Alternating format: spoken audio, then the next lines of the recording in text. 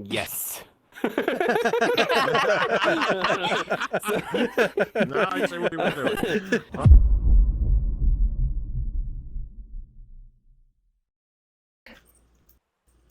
Hello, welcome to Metaverse Degen. I'm Lion.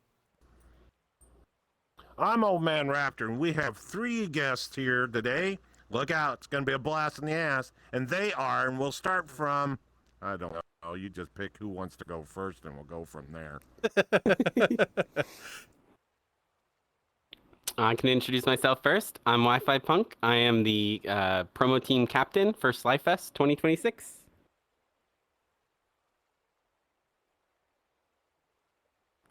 You want to go, Sai? Just say who you are. I'm Scoot. I am one of the ambassadors for SlyFest 2026. And with us, we also have Shai. She's our the production team captain. I believe that's your precise title. Yeah. Ooh. Well, thank you very much for Nice. joining us. It's an absolute pleasure to be able to sit down and speak with you and meet SlyFest. So thank you. Yeah, well, I appreciate it. Big Yeah, time. totally. Ooh. It's nice to know what's behind the curtain. Totally. It's a lot of work. You know, we got I some bet. folks, you know, kind of like in the mines right now, getting the worlds and stuff ready and everything. And they've been making, even though it's, you know, we've got a long summer ahead. You know, there's a lot of work that still needs to be done. A lot that goes into these events. Ooh. Well, then let's start with the beginning and the meat and potatoes of the conversation. What are you known for? How'd you get started? What got you 3 in VR chat? Oh, okay. I mean, yeah, I'll take this one. I've been around with SlyFest from pretty much the beginning now, and it pretty much all just stemmed from everybody being at home and Sly, who is very much like you know, like a festival type of guy that really likes music events and has or already had a lot of friends that were DJs that all of a sudden had a free summer. That they were able to, you know, put together this massive festival where everybody works on their own set. And it just kind of kept growing from all the DJs that we had that were interested. And then after the first one, everybody was like, "Oh, next one," or you know, like when's the next one gonna be? You know, that kind of thing. So then we just kind of kept doing them for a few years. And that's kind of how most VR chat events happen. You know, they just kind of like snowball. Ooh. And what got you 3 in VR chat? How'd you find yourself on the platform to begin with to start the events? Oh, geez. Yeah. Well, that's actually really funny. I met Sly through a world creator friend, because both Sly and I do world stuff, and we had a mutual friend who worked on a really cool fish animation tool that would like animate fish in your world for you. It's really, really handy. And because of that, you know, I would talk to him on and off again every now and then. You know, that actually got me more, as I got more into the music scene. I think Sly was getting more into the world building scene. So that's just where that collided, at least for me. Scoot, how'd you get into VR? I actually don't know. I've been doing VR for a long time. How did I get into VR? So way back when I was still working in telecom, I was a huge smartphone nerd. And before we had Skyrim VR, Fallout VR, I figured out how to get, using a Samsung Gear 2 and an S7, how to get Skyrim VR kind of working with a controller, putting a 90-degree piece of glass 2 inches from my eyes. When everything else came out, I had to get a headset. So I got into, you know, like everybody else, I found my game in 3D and immersed in it. But then I found this super free-to-play game called VR Chat. And like a lot of other people, I found myself in like some great pugs, a few drinking nights, a bunch of random, you know, nuisance lobbies. But I don't know who would know what Second Life is. I didn't play it. A bunch of my friends did. And so I had a predisposition. I tried, like I really wanted to get into Uncanny Valley. I noticed some similarities, and that led me to a Void Club. And then the first club that I ever staffed with, like 7 years ago. It was AU, and then I spent time as a CM and blah blah blah. And I've been addicted to just doing events. So that's actually how I found SlyFest. Was a friend of mine was like, "Hey, you want to come be a mod for something?" And I got to witness my first like multi-instance large scale event. And once I saw that, I was just hooked on the idea. Anytime I saw anyone's lobby sniffing around 70 people, I was like, hey, you ever thought about multi-instancing? I think you could get some more people in here. Yeah. So yeah, pretty much Skyrim and then SlyFest nailed the That coffin makes sense. way back. I did that on my next. I had pre-ordered a Vive, and then I sold it to go to DEF CON, and then literally I remember like a few months later after that, VR chat started to like kind of pop off a little bit, and I was like, oh man, I wish I had my VR headsets again, and I took my Nexus 5 phone, and I did basically the same thing. I had some Razer Hydra controllers, and I scuffed together on like a $20 budget of VR headset. And I used that for like a month, dude. Oh, so I have a question for you. What was the first events and shows for SlyFest like, and how have they evolved over the years? Sounds like you guys have been around for quite a long time. Yeah, the first events, I think everybody thought we were being prepared when we went into it, because we started getting ready. I want to say like maybe like 3 or 4 months before the event actually happened. And we quickly realized that we should have given us more time, and so it worked. Like everything, like the very first. So a lot of people don't know, but like VRC Degen is very popular now. But that SlyFest was actually like the first big event that used VRC Degen, only because at the very beginning of our event, the event was so popular that too many people were coming in, and the Twitch stream would crash because if you had like too many people in the world or whatever at the time, Twitch would break. And so that's we like in a rush, like within a few hours, the world team like got VRC Degen set up with Jazzy and managed to actually get that going, which actually I think ended up being a really good relationship for us to have too. That helped a lot. Is like having that like infrastructure side that like of connections. But it went from that to basically now where we've got like we just did 4 mini events, like 4 like basically festivals in their own right? Like they're relatively major events where we have a packed lobby the whole time, and then we build up to like the actual event, which every year was just bigger and bigger. The last one that we had it was a very big. I don't know if I can say the number exactly of like how many visits and stuff we had in the world, but it was a very respectable amount of people.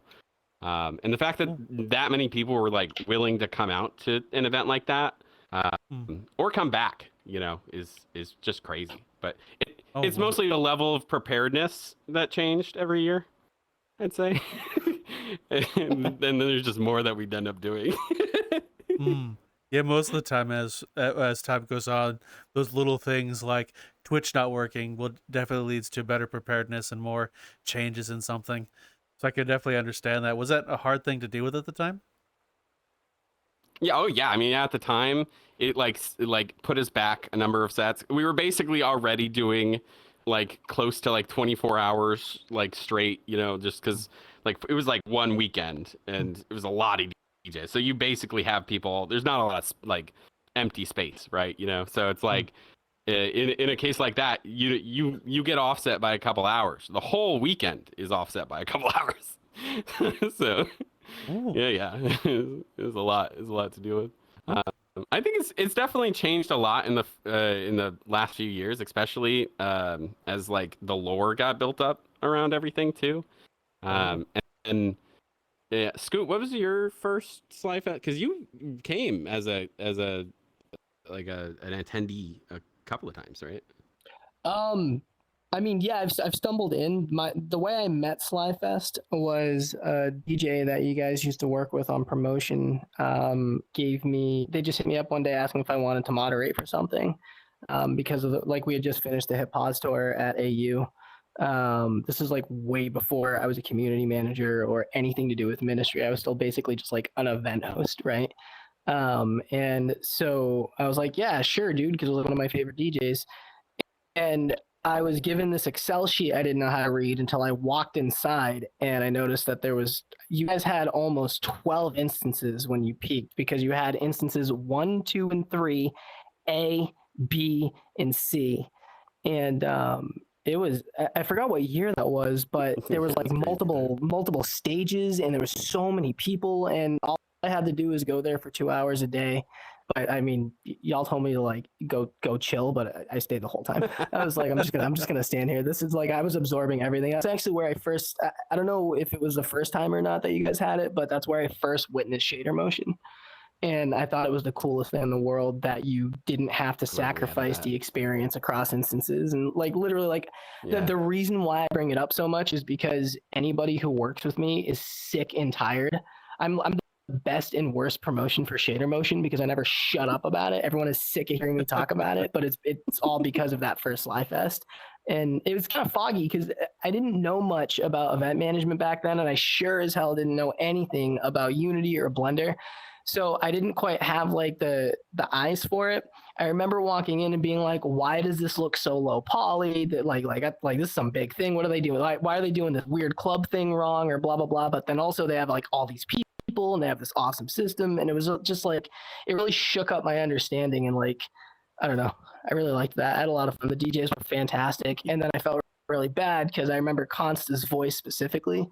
He couldn't get into the instance that I didn't realize I was in, and I didn't even know I had watched Sly play because he wasn't on Sly. He was doing Sly stuff until after his set finished, and everyone was like, "That was so good," and I was like, "When's Sly coming?" And they're like, "He just played," and I was like, "Oh, cool."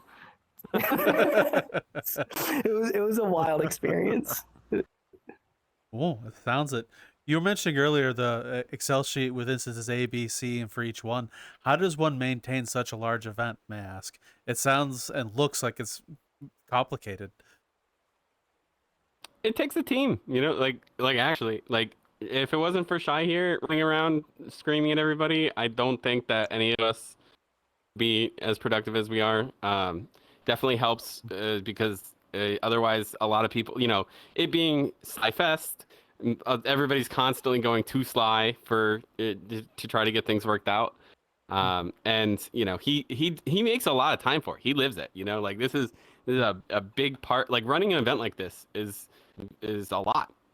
And so really it's just delegation. At this point, Sly's got a good bit of trust, like in me and the ambassadors and even the editors, everybody pretty much given, like we obviously review everything that we put out and everything, but at the same time, it's like we try to give everybody on the team freedom to, try to like help and do what they can. And yeah, it's pretty much it. It's definitely the bigger you get, it gets a little harder because you do need levels of approval, and bureaucracy adds delays, but that's also why we try to start getting ready so much earlier than we used to. That's why it's good to have Shy running around yelling at everyone. Also true. Yeah. Wow. Yeah, so I have another question for you. Of all the events you've run, what have been some of your favorite moments or memories from within SlyFest? Oh geez, man. I know me personally, I definitely have some memories of the first one, for sure. But I actually think like over the years, they kind of, to me, they really just got better, right? Like I think the last one, like the last SlyFest we had already announced that at that point, I think that we weren't gonna that we were like doing a hiatus, right? So that everybody on the team could go work on other projects for a bit. And like that year, like everybody was just very invested, right? Like, cause like everybody was like, we don't know, like you don't know if it's gonna come back or not, right? Like we were fortunate that everybody like was like really motivated enough to be like, yeah, like yeah, we got like jobs and like like life, but like we also really like this is important to us. So like we'll come back, we'll do as much stuff with the community as we can, like make time for, and a lot of the people being like involved in other like clubs and stuff is normal for us. We have a lot of people that like they run other events. And so for them, it's a good chance to like come back and be like, oh hey, yeah, I haven't seen you for a while, because like everybody breaks off is doing different things. Yeah, I mean it's a lot. Sure. Oh, what about for you, Scoot? What was the question again? Yeah. Oh yeah. No. Do you have any like really big memories of SlyFest in VR chat? I didn't actually give an answer. I suppose I would say like there was one time last time when I like was hopping around instances, and I went into a public lobby, and there was just a small group of friends that was maybe like 3 people, right? 3 or 4 people or whatever, and one of them was just like sitting there super into it, right? Like they were just like, and they were like they were sober, like there wasn't anything weird, right? Like they were just having such a good time enjoying the set that was playing that much, because the visuals were just so good that like they like actually were just like like breaking down and having like a little personal moment with their friends. Oh wow. Seeing that, yeah, that's the important stuff, that you remember. Yeah, Sorry. I'd have to say, because again, like the earlier stuff with SlyFest for me was more of a blur, and then after that, it just became like whenever I could get in, because I had other stuff that would keep me away from events I wanted to go to, as always. When I forgot where, I think it was the last one you guys did. One of the community. I don't know if it's like partners or affiliates or how it works with that, but Rift, they did an after party for one of the minis or the main, I forgot. But we all poured out of the SlyFest world into there, and it was really nice because all the like SlyFest peeps were just chilling, tired but like happy. They didn't have to like do anything, and Rift is always a really nice time. And Aztec was I guess he helped a lot with the pirate ship or something to do with the ship back then. That's a dev people question that I have no idea how to answer. I wasn't in any of those conversations. I think I was only a mod then too.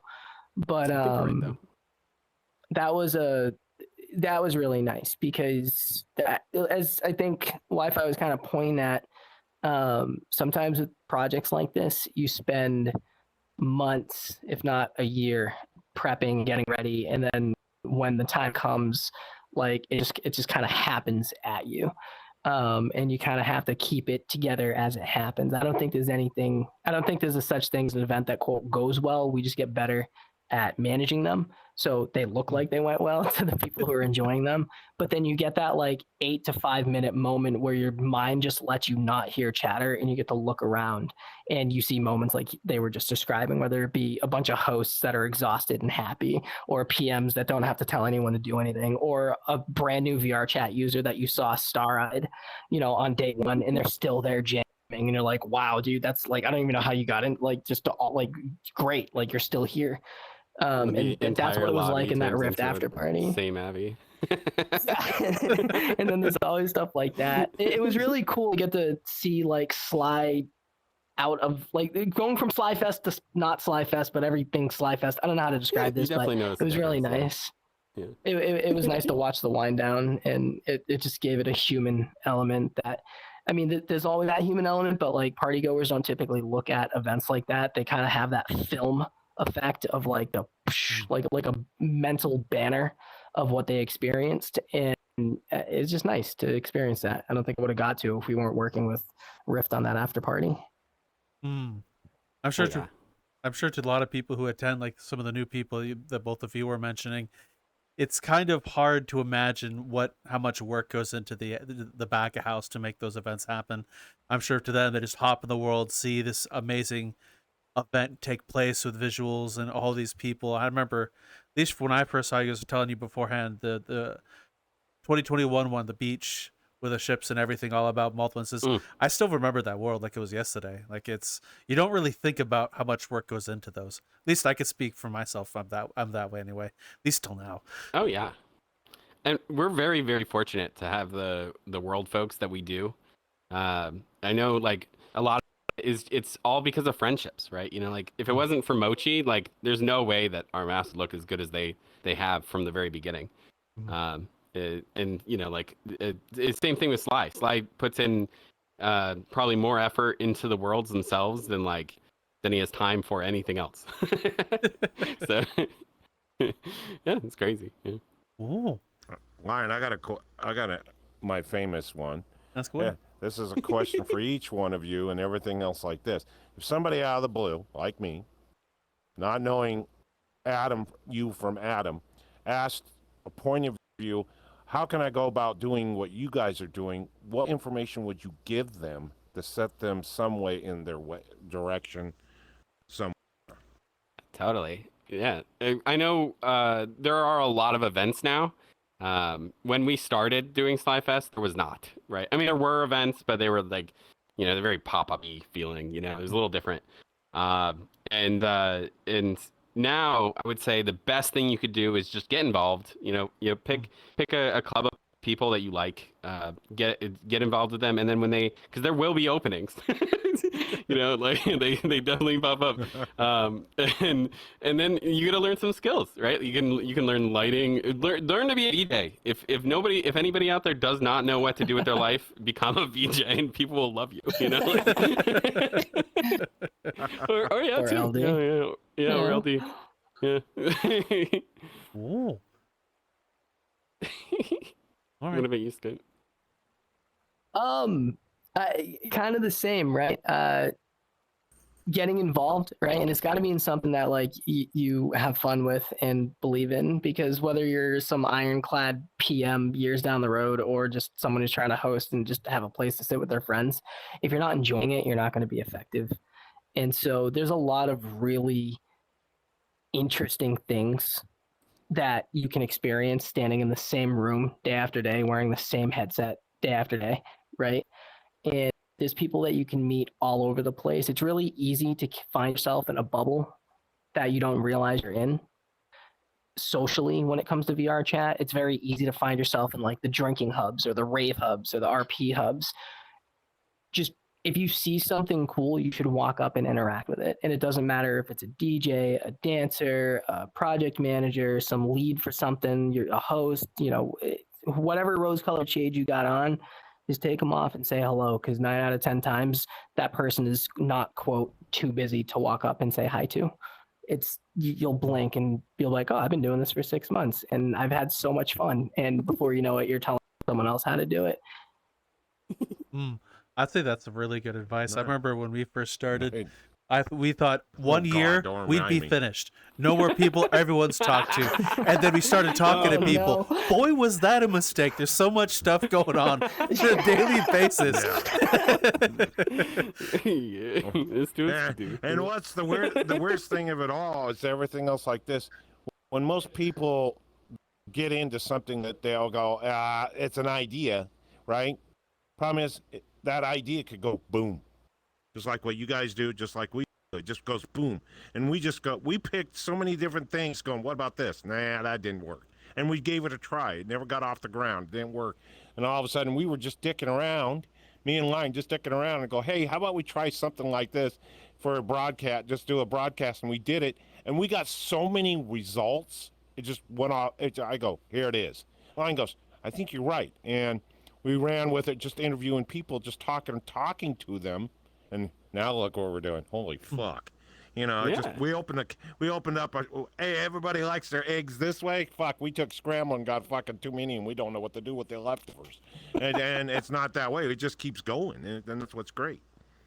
So we have fun, and everybody else does too.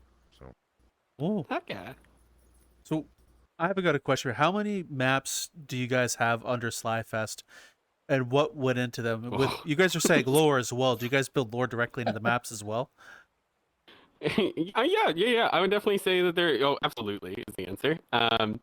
We have for all the past SlyFest year experiences, we have SlyFest experiences where you can go to the previous year maps, and there will be like a full recording that plays through, like a full set recording of the event, and so you can kind of go and like relive it, and you can like select the different like sets and DJs that were there and played. I highly recommend for anybody that like wants to like check out what SlyFest kind of is like per the experience. Obviously, I would say the majority of it is definitely the people. But yeah, and on top of that, we also have the events or the worlds that we did this year, because each event is usually comprised of like a new or vastly updated map. And a lot of the time, as has been touched on, it's broken into like multiple areas or parts where we'll either do like the first half of the night in one area, and then, you know, kind of to like help mix it up, we move everybody to another area, or we switch it from day to night time, that kind of thing. So, Oh, a lot. I know from some of the groups I've had the pleasure of working with, like Fest, for example, when they work on multiple events. You guys do updates to your worlds and do new worlds. Do you guys have a good dev team that's like constantly working on those and ideas all year round? Yeah, pretty much. Yeah, Sly will be working on things himself all year round for sure.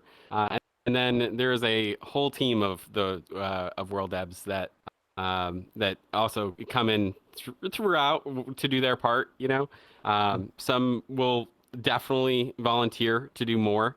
And then we have like the little extra things, like we're doing like VCAT, for example, right? Like we're gonna have a booth there, so we've also got to like prepare that, and you know, so anytime that we're doing something like that, it definitely adds a little bit more load, and we definitely need more hands, right? So yeah, a lot of it's pretty much, I would say like one or two people that that are pretty much always working on something, and then the rest of the folks kind of like come in, especially like before the events.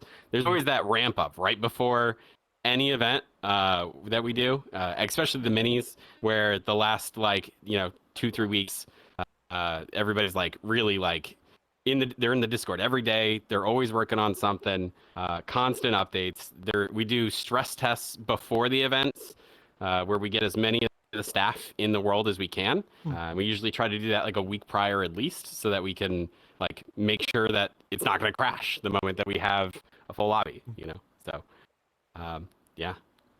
Oh, so you mentioned you guys do minis beforehand. When did those start? The mini SlyFest up leading up to the big event. Yeah, I think we started those. Shucks, I actually don't remember what year we started them. Was it a couple years ago, or a few? Did you just say 2022 shucks? maybe? I did say shucks. Yes. Shucks. I haven't heard that word in a long time. Yeah. No, I do feel. Yeah, I'm boomer coded.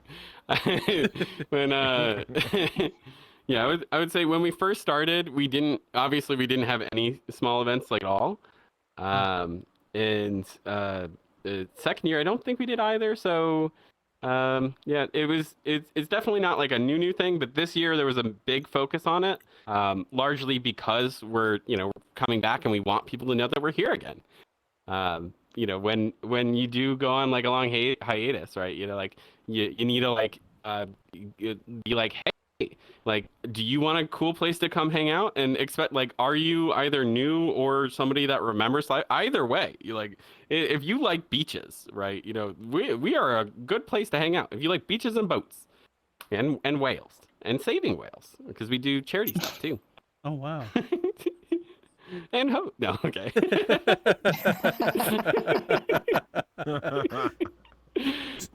You guys do charities. How long have you guys been raising money for charities, may I ask? Yeah, that we've been doing at least since 2021. The very first year, I don't recall if we did. If we did, it wasn't nearly as much. Um, but yeah, we've pretty much every year that we could. Um, that we like to. This year it's a like a whales foundation, I believe. Like we like to support the whales, obviously, as being being very sea related. Um, we can we can double check and see what it is for this year. Um, I because I know that's a lot of that especially is very important to us for like the main festival because it kind of gives everybody something to like check in on as we're like going through the event, and then like everybody feels good about it at the end when you raise thousands of dollars, so yeah, we can let you know whenever or whatever we end up doing for that, but yeah, yeah. right now it's keep an eye on the Discord. Whoa. And you guys mentioned a few times lore and themes. When did those start, and what is the lore of SlyFest? I had no idea. What was that Yes. to begin with? Well, yeah. So, and the lore goes pretty deep. If Shy feels like, yeah. If Shy, how about you fill us in a little bit of the lore? Because it's been a thing for a while now. Where we do videos, and there's very much a story when it comes to our worlds, and Azuria, and which is basically Atlantis, and the people that live there. So, yeah. Where do we start? You want to start from the beginning, or? From the beginning? In the beginning? I know. Yeah, we'd love to hear from the beginning. Are you nuts? I have. Let me just tell you this. When I started writing with Sly in 2023 about like trying to organize the lore, it was like 14 pages that I still have on a USB drive. And then another maybe 12 pages on another USB drive. Just trying, it's like Sly, like, he'll tell you all his ideas, and then you're like, all right, cool. And then you have to try and figure out how to fix it, how to make it work and piece the puzzles together. Oh. So, what is it? But, I'm curious. so, oh, where do we even start? Let's maybe like before. Well, so the last time was Sly going missing, but Yeah. we could go back farther than that. So it starts with Sly's character. So he is given this necklace that's very important to him and his father. It opens a portal per se into the Azurian world, and he goes on missions to like help the Azurians save the ocean, since that's like their big mission for conservation of the ocean and wildlife that's in it.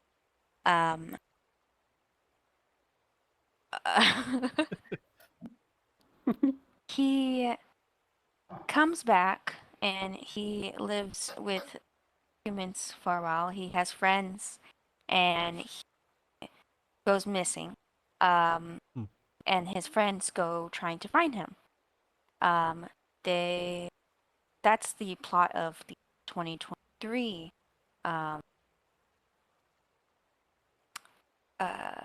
right? Is it the Yeah, no, that was right. 2022? No, 2023 was a Sly going missing, and then everybody has to go save him. Yeah, so everyone has to go save him. We meet the Azurians. There's his Azurian companions that we're actually utilizing them this year as well, as like ways to tie our ambassadors with Azurian world. So you'll see in videos coming up that we'll be having, or maybe by the time this is out, already are out, that we have our ambassadors interacting with Azurian companions of Sly, which are their names are Sharky.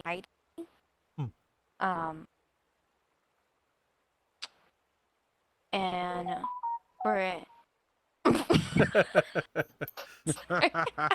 God, I haven't heard that in a long time. Have somebody's phone kick in the background. I think the last time that That's a new happened, one that in a was me. I long while. think it was my own phone that went off. I set an alarm for something. Sorry. Yeah. Oh, Alright, don't be, cut it's that. okay. Man, it's okay. It's just funny. We don't hear it as much as we used to. I was Breaks very up the guilty ice of it before, sometimes. so don't worry about it. If you go back to the older ones, you just hear my phone and alarms because I have to set reminders for myself all the time. Yeah, Oh, he's no. bad. That's probably what that He's was. bad, Shy. He's very bad. Yeah, so No. for this year, Yeah.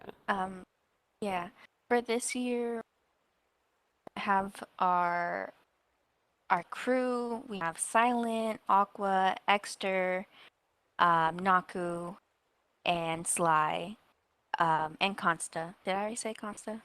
I don't know. So we have all of them.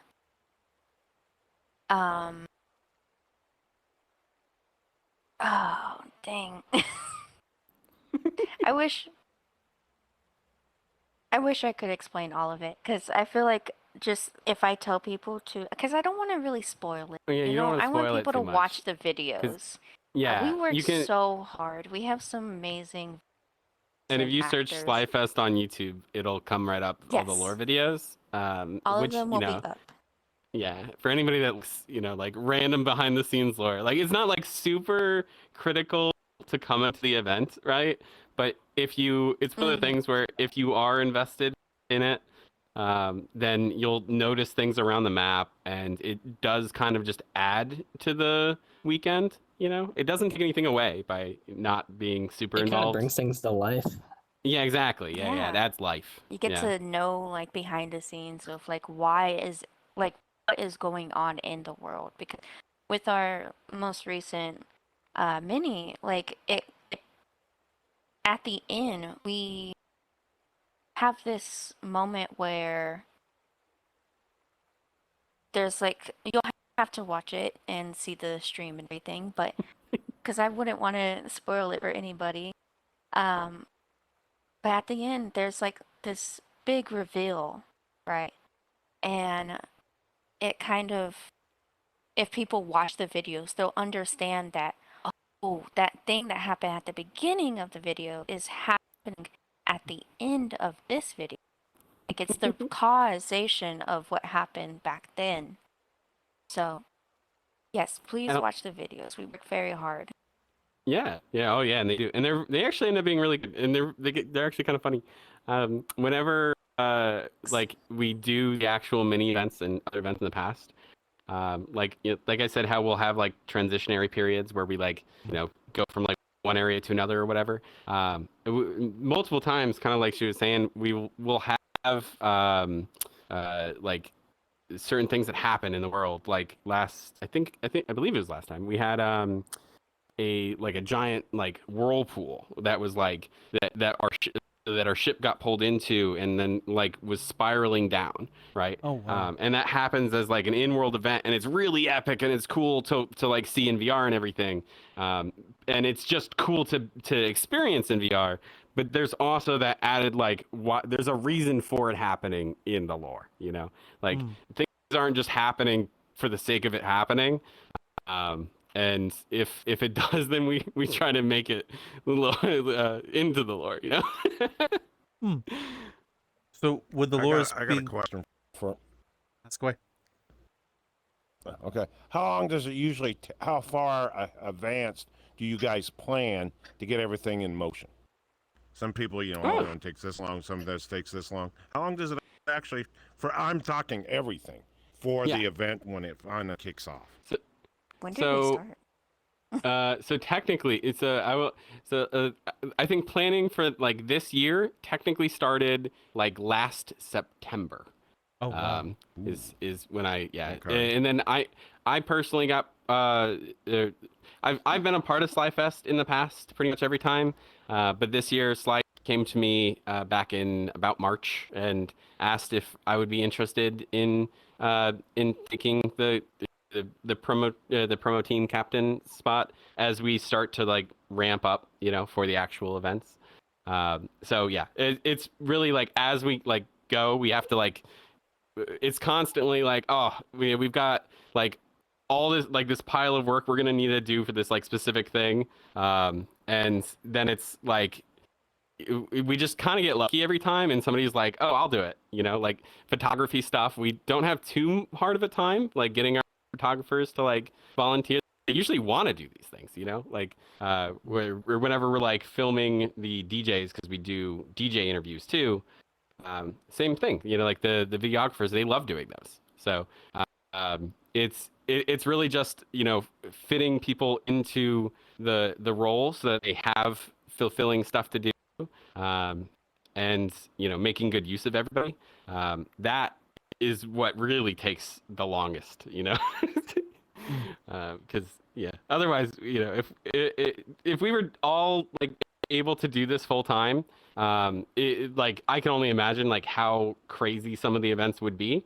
But everybody's doing it as a labor of love, right? And you can tell, right? Like there's a lot of just like little effort put in every little asset or like facet of the team, Mm-hmm.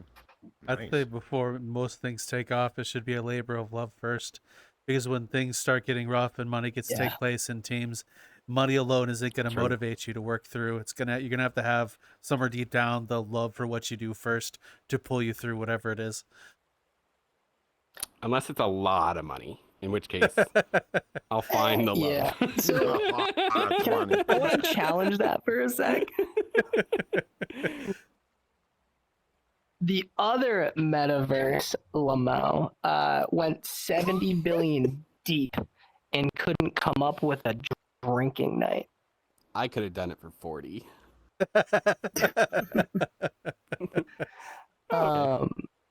It's crazy how like, and this is always like that's my favorite example, because like if homie over at Facebook doesn't have enough money to quote throw at it, none of us do. No one ever will. That's just not how it works. If you think about some of the work, even just on the SlyFest team alone, right?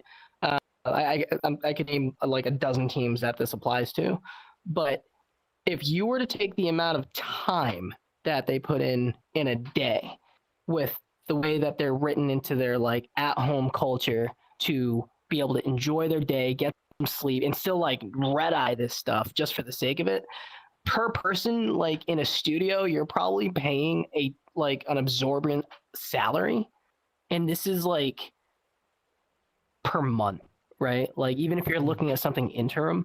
So if you even try to think about it like that, I mean, it'd be nice, but like who's got that kind of money, right? Like if you really cut it down, like you're probably gonna pay a lot more to someone who's working at SlyFest than you would who is like doing PM work at like a smaller stadium IRL.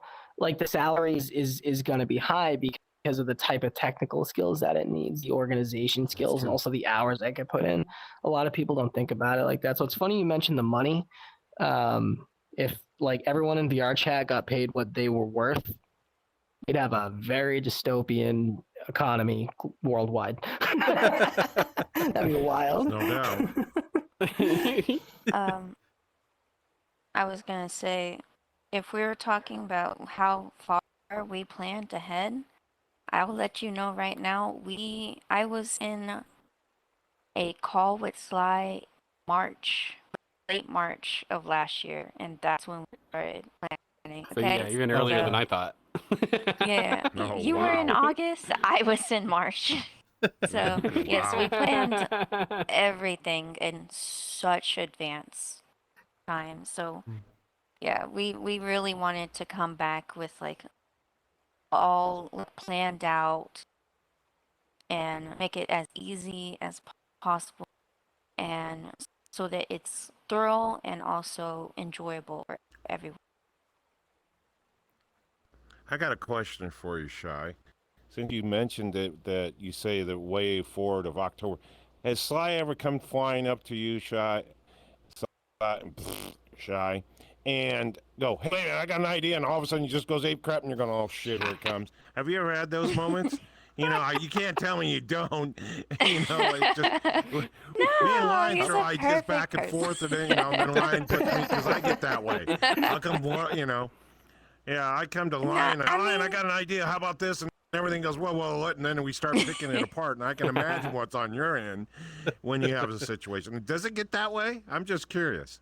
I figured I was the only one in the world, but maybe not. Sly does. He is very ambitious. No, I mean, okay, he is very ambitious, and I love that man. He is honestly probably the biggest reason why I got back into writing, and I really Oh, wow. appreciate him for, giving me an opportunity and everything. But we do fight like siblings sometimes, and I will tell you now that there has been times where I'm like, this makes sense. This will be better for us. There's two. Uh, Sorry, Shy. no, you're good. It's every time I'm talking. You see.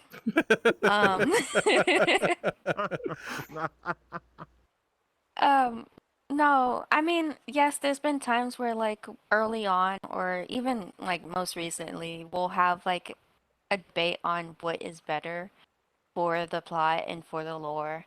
But he trusts me enough to know that what if I'm saying like this doesn't work out, he at least listens to see what, why it probably wouldn't and why, back and forth. And that's good to have back and forth. It's always good to, because you can balance that.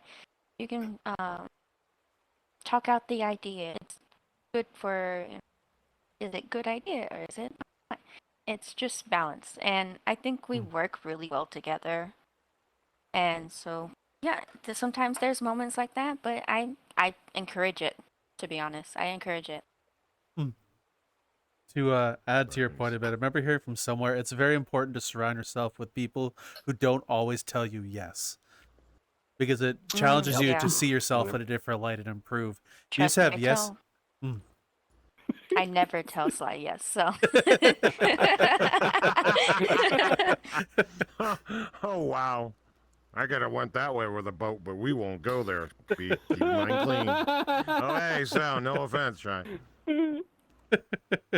So it sounds like you guys plan the lore first, and then that leads into the dev team for the worlds, and then that eventually leads out into the event. If I'm getting that timeline right. Yeah, it's pretty accurate. Yeah, I'd say so. yeah, pretty accurate, yeah. Okay. Yeah, usually the worlds get they use them as sets, so for like filming and everything. So a lot of the Yeah. time, the world that we use will be like this, but like unfinished, obviously. So, it'll be like this Yeah. one corner will be perfectly done, right? But everything else just don't look at it. Exactly. Don't look behind it. I got another one. Does it take knowing that some people that come into VR, hey, I've got an idea, so blah blah blah. But don't get me wrong. How many people are on the team that actually gets this off the ground? Some people think it's just, I can do this, and it takes more. How many actual people are on the team to get this off the ground? What's the total right now? Do you know, Shy? Let's look at the Discord. Yeah, we could honestly No. chat. Hey, hold on, good I'll look at question. my Discord. There you go. That'll tell you. It's definitely an indicator. Word to the wise, remember that the members tab is always there. It's so easy to find everyone. True. I always for years I keep forgetting it's there. Where's the member? I think actively Top left. my guess Yes. my guess is gonna be 50 to 60. Oh, the top left. Yeah. That's where I keep forgetting. It's on the top left. Yeah, it's where you're most likely to look first, right in front of your face. That's why we miss it. Yeah, it's always that way. It's always that way. You got to realize I've seen that situation while you guys are figuring up the count, everything else like this. My dad and everything else, like we remodeled homes, right? That man, if I don't know where and why, but you walk into his shop, and I still do today, walk into his shop and I can go, there's a tape there, tape there, tape there, tape there.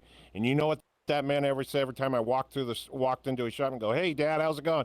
You seen my tape? How many you want me to count in 20 minutes, man? I can walk around and pick them all up and hand. He's got a drawer, deep drawer, full of tapes from 12. And I go, how many tapes? Well, I never know. I can't find most of them. I go, are you out of your mind? They're all over the place. And right now, I'm cleaning up his shop, and I'm still going. My mom goes, what are you doing? Oh, I'm putting the tapes away. She goes, you're putting his tape. My dad's in a home now, and we're putting the tape. Mom goes, how many's in there? Don't ask. I don't want to count them. I just pick them up and throw them in there. I don't even organize them. I just throw them in there for now. I mean, and it's one of those things when you got a project that you're doing and everything else like this, you get in so much of a hurry, you forget what you're doing and you're focused. My dad's that way. He'd have 6 things going in his head, but he'd focus on, and half the time, grab another tape, and I just stand back and just watch. And you see how brains work and stuff like this, probably the same way Sly is. My dad was probably the same. He had an idea.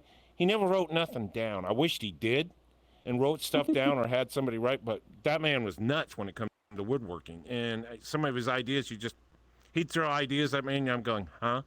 And how'd you get this and how you get that? And you're going, what? But I could see the same thing with Sly, and that's why I was asking, how many people does it take? It's the same thing whatever you do in the world. How many people does it actually take to get something like this? Because some people think it's, you can just, we've had people come in, hey, I got an idea, and I'm going to jump on it. And you look at them, you're going, you're going to do what? Yeah, you can do it, don't get me wrong, but you're going to need help. But, you just can't do it by yourself. And you're going, wow. Yeah. So I mean, just for a frame of reference. I did the math. Oh, did you do it? Oh. It's like 76. Oh wow. 76. Okay, that's more than that. Shit, Yeah. that's a lot. Yeah.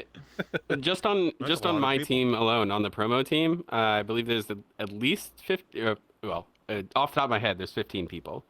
So and that's just mine, right? Like that's just, and we've got like I'm on that one. Yeah, yeah, that includes good. So and then the world team, especially, I know has quite a few people, and then the production 17. team needs people. Yeah, so it's very much a team effort, Okay, I've got another question for you, and here's one that I've worked, because I've worked with factories and stuff like this. Do you have enough? The saying is what we always say, working in a factory, there's too many chiefs, not enough Indians. Do you have that issue?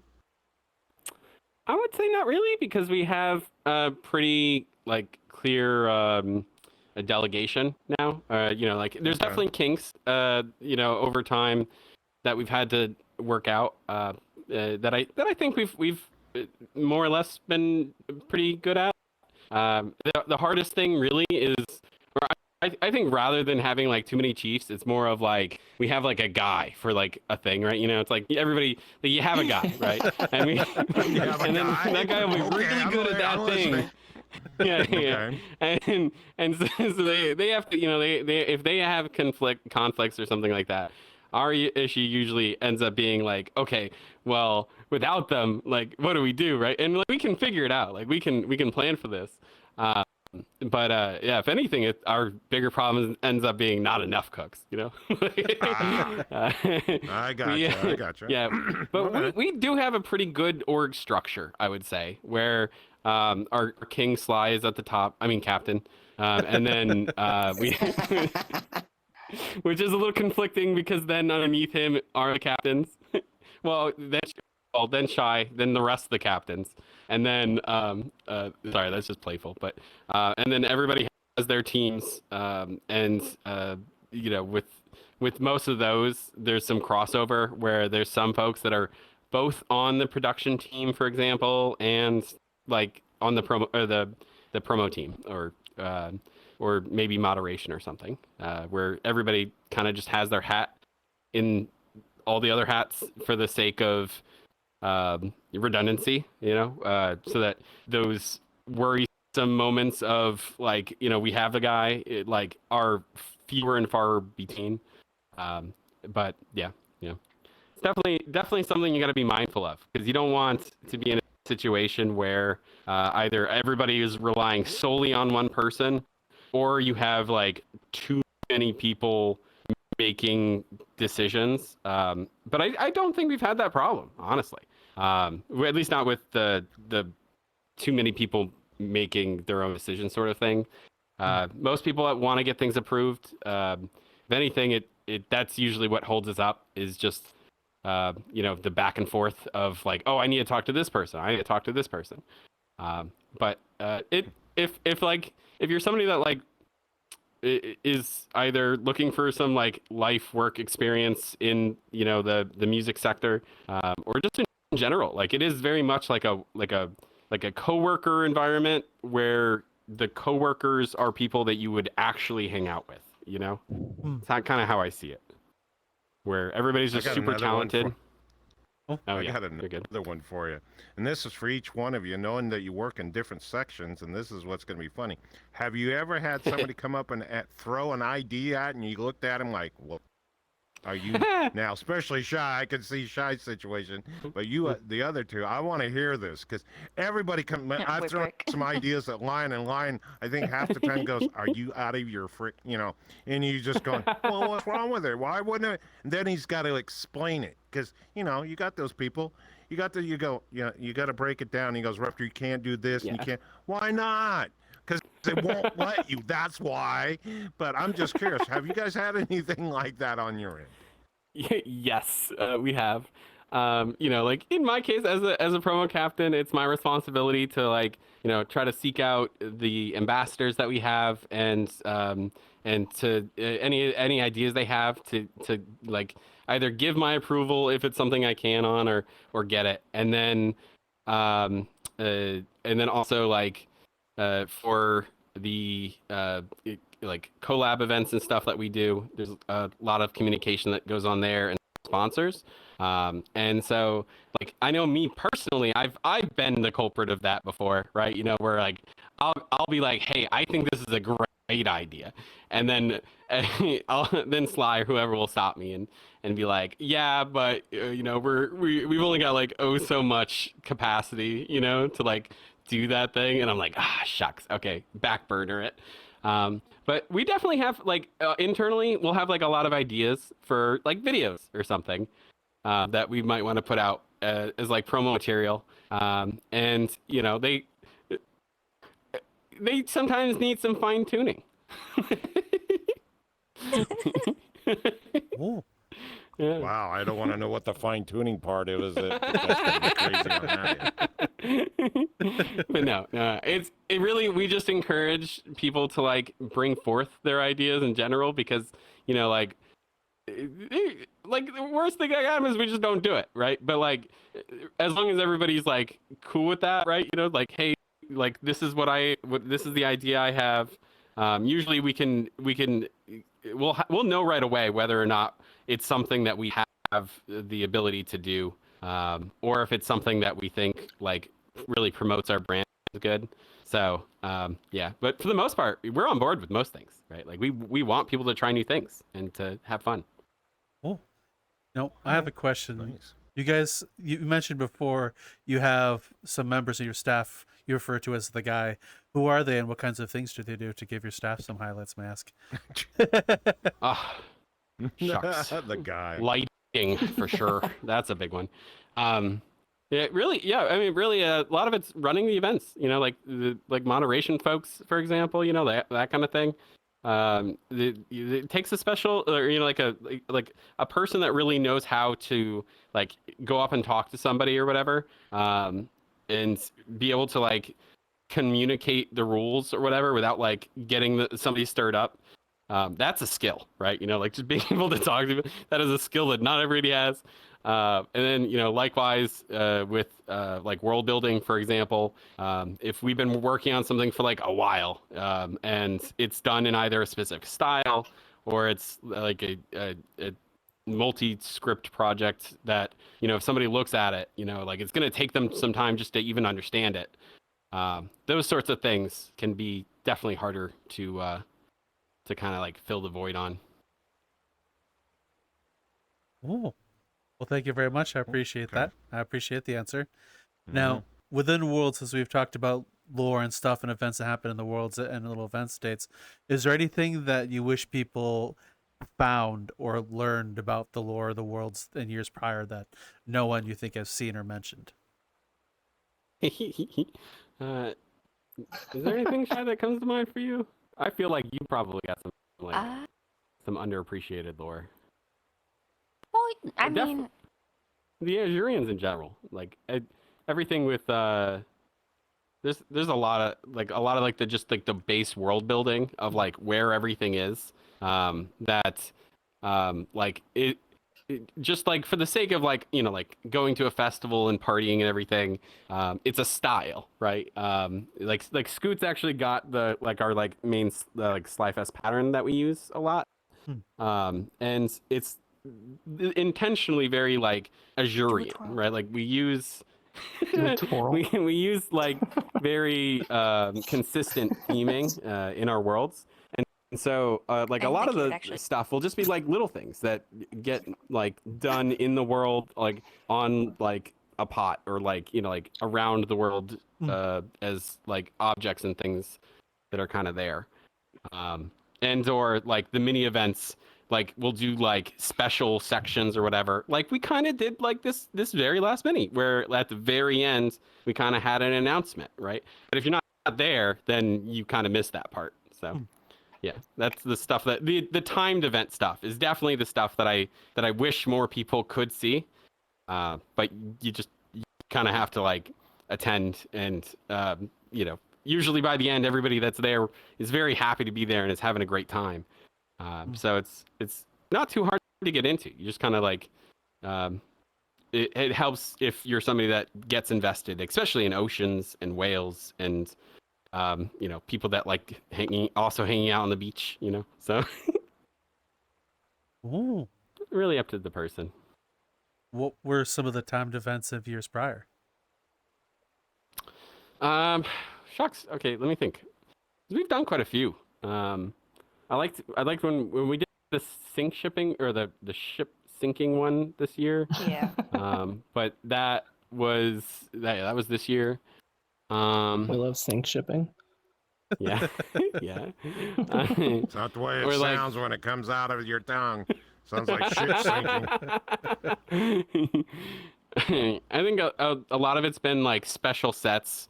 Like in a year prior, I remember like at the very last set. It was like 7 a.m.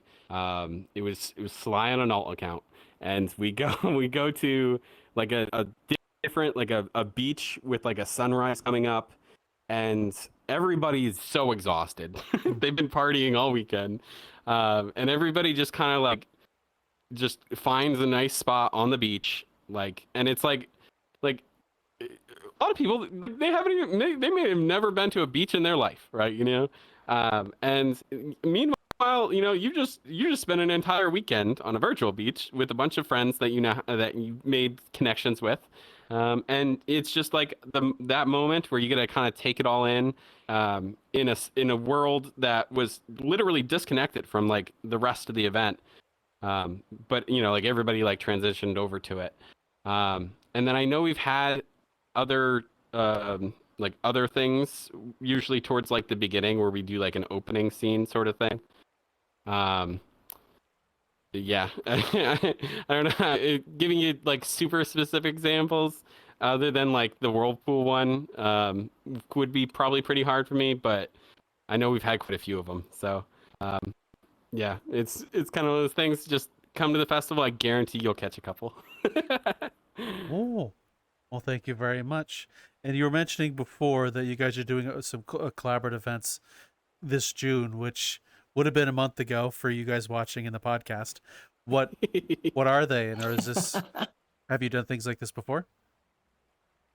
Yeah, well, so this year we are trying to do more community-driven events, either with our ambassadors, either with either their communities, which are kind of like all over the place, but generally, everybody's very music centric, and then we're also trying to do some stuff with some Japanese folks this year, and so I don't want to spoil any of it right now, but yeah, we are looking to do like a couple of like fun collab events where we like open up like one of our like either the top deck here, kind of like we're on right now, for some other communities to use to like host their event, and then we maybe have some people from SlyFest come through and hang out and have fun, and which is like really the big appeal.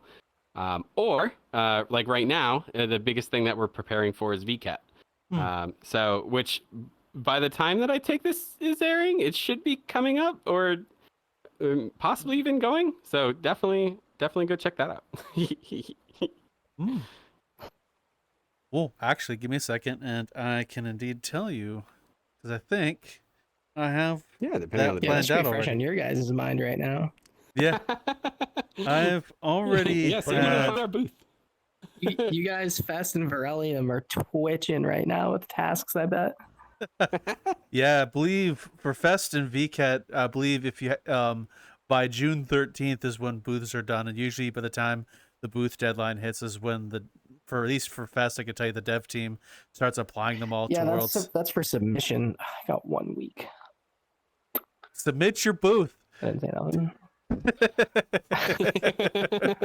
I need to wrangle Unity first. Oh, so I'll ask you. Can I ask a question? Of course, ask away. Yeah. What's up? How much y'all sleep? 2 months to the event. Is I it don't know if I 4 should hours, answer. 2 hours every single night? Do you guys take like dead days and then stay up for days at a time? What does that look like inside of the SlyFest dev team? The past few 'Cause I just wanna know. SlyFest, no, that's fair. That's not a problem. We're curious. I know for me, it's kind of like a roller coaster of like like availability and sleep. Like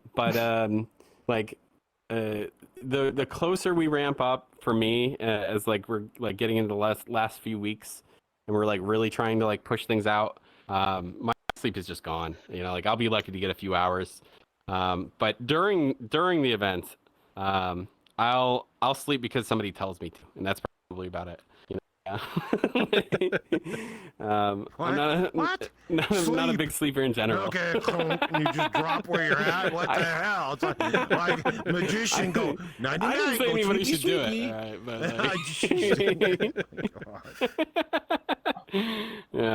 but no, I mean on average I probably get like 5 to 6 hours anyway.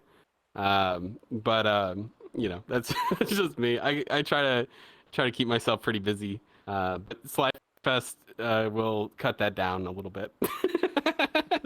Still, and very important to get sleep and drink water for sure, especially during the event. Oh, how do you guys manage work-life balance with a team since you're planning things so far out in advance? Just work all the time. That's the solution. Balance what? Yeah. Work-life balance? What? I guess that answers that question. I mean, That's foreign language. we do a lot of scheduling for sure. We try to plan out meetings and give the teams, like whenever we do them, some like notice beforehand. And then if people can't make it to a meeting and there's like important relevant information to them, it is the responsibility of the captains to make sure that they get that info. Everybody's volunteering their time, so it really is just like how much time people are like willing to put into this stuff. But we all love it, so like I don't mind. I don't mind trading a little bit of sleep. I can sleep later. When I'm retired or something, I got a question. This is for all three of you. Since you've been in VR, does it help you in the real world? Oh yeah. Socially, yeah. I mean, in some ways, actually, it has. I only really got super into doing VR chat because I'd moved to Texas. I already was. Yeah, well, yeah. I mean, I didn't have a ton of friends. I moved because of my best friend. He like convinced me to move down to Austin, and while I was still like kind of getting situated and everything, that's when I really started getting like into doing VR chat and like being social. And it turned out that there's a lot of people in Texas that do VR. So now a lot of the time, like even I do go outside. I do outside, and you know, like I'll go clubbing or whatever. But it's mostly with people that I VR chat. You know, like, it's very convenient because it gives us more to talk about. But yeah, I mean, it's socially and I would say professionally a good bit, just because like you are a combination of the people you hang out with, right? If you meet good people in VR chat, they will be very good influences on you, right? Maybe not on your sleep schedule, but in general, like On your sleep schedule. Everybody just stays awake yelling at each other to go to bed. Yeah. There's a lot of that. What about you, you Scoot or Shy? What are you guys? Sorry, I've been talking a lot. Want to go first? Or? Sorry, what was the question again? Yes, I'm Does not it alone. help you? Yes. Okay, you're not alone. Okay, well, you're not. You got friends. I did that earlier, and I was like, crap. The question is since you've been in VR, has it helped you in the real world? Hello, I'm here to interrupt your podcast episode real quick to ask you a favor. If you're enjoying what you're watching, we have many ways you can support us if you so choose, which is on Patreon. We have some behind-the-scenes content, some extra episodes of stuff for you to watch, even some stuff that have been pulled from the vaults, as well as a fourth wall. We have like hats, beanies, merch, and stuff like that for you to purchase and wear. And with that being said, I'd like to give a shout-out to some of our supporters, which have been most gracious and amazing, which is Exotrix, Frozen, Future Oracle, Aliquum, Forbidden Zero, and Knock B. You're all amazing, and enjoy the rest of your video. Well, I would say so, especially since I met my partner in wow. VR chat. Get back in 2018. He's Plus right one. behind me right now. That was a long time ago. Yeah, we live together now. We lived together for 4 years. Wow. 4 years. So yeah, we're like we're the ones that made it out of VR. Made it out of VR. What? We made it out. Oh, yeah, I can't We're gone. put my VR headset on. I'm out of Don't you VR. help me back What? there. No, so yeah, I would say shut back there. He just screamed at you to We miss. should have brought him on here. We should have brought him on here and stuck him in the When ground. did you start playing in Scoot? When did I start playing? Yeah. Early 2018. I have over 10,000 hours, and the majority of that is club and event stuff. God damn. Yeah. That's why I'm good at what I do. You want me to hold your hand? As long as you're capable, you want to touch this hand? Like, it's a little No, grimy. never mind. I think I Smells like an see. index controller for life. I don't know. For me, it's like, well, now it kind of smells like a Quest controller because these Quest Pros are awesome. Headset sucks. Controllers are great. Yeah, no, I come from like, I was a high school dropout that dropped out to go to college early and then dropped out of college to get into biz ops early. And then like my 20s was just chasing that like corporate rabbit through telecom, selling cars, getting into corporate IT, doing DoD contracts. And I never quite caught a tempo that felt like I was going, so like I was always going somewhere, but where the hell was somewhere, right? And it's funny because like it's not like I was so like miserable before VR chat. No, but I didn't realize how happy I wasn't until I found how happy I became working with a lot of the people that I met in VR chat. It was an opportunity to take a lot of the That's very skills that nice. I'd been building for some maybe and put it into something constructive that brought people together. And then because of that, I was able to help other people grow after watching the growth that was capable from people across the pond getting to know each other, or someone overseas being able to hang out with their wife at home, type stuff in the military, or someone with no life skills walking away with it. I'm addicted to that. That's why I'm a promoter. But it's really helped me because as everyone around me, I got so good at like teaching and developing that like I started watching, dancers from my team, hosts from our partners, projects like SlyFest come back. And I don't want to say like there's definitely not a FOMO because I'm right here, but there's this sense of like being outpaced that is really like given me, because when I was a lot younger, I used to be really, really like horrendously athletic, like because I would just ride my bike and scooter everywhere. I was always training. I'm 5'5", had kind of a Napoleon complex, but all my friends were 6 foot something bodybuilders who couldn't wipe their ass. So I didn't want to become that either. So I became this wiry, like adrenaline junkie. But because of VR chat, I got to realize those talents for the corporate lifestyle and then the community lifestyle that I used to have at the skate park and going to shows, metal fests, and whatnot. And now, because of all the stuff that I got to do, I'm actually, I'm not going to name drop too much because everyone will, like, anyone watching this know who I'm talking about right away. But I actually got a job from someone in VR chat because they saw my skill set, put it to use. And I hit them with it one day, like, hey, I would really like to, like, I don't want to stop giving into this, but I need to do better at taking care of myself. And it's not that I'm bad at that. I live in the middle of nowhere in Massachusetts. I'm in Athol, so it's nothing but trees. If I wanted to get in the business of acorns, I'd be a wealthy demon. But now I'm So in writing other words, decks he's for playing like, with his nuts. Okay, we got that I don't No know. offense. I jump rope now. I train. I do dance classes, and I've been developing a lot more as an athlete. And now I'm getting a lot of experience doing stuff with PE and VC stuff at my desk working from home. And it's just and I get a front row seat to watch some of the coolest things in VR chat. So I really feel like it's helped me IRL a lot in both health and life skill. Oh, thank you very much for answering that. That's pretty cool. That I'm glad Yes. it's able to help all of you in real world. Yeah. Yeah, no doubt. Oh, yeah. Even if you are playing with your I didn't nuts in hear, the but I middle just of got the night. yelled at. Okay, I mean, I feel like mine's probably the best. I just gotta say.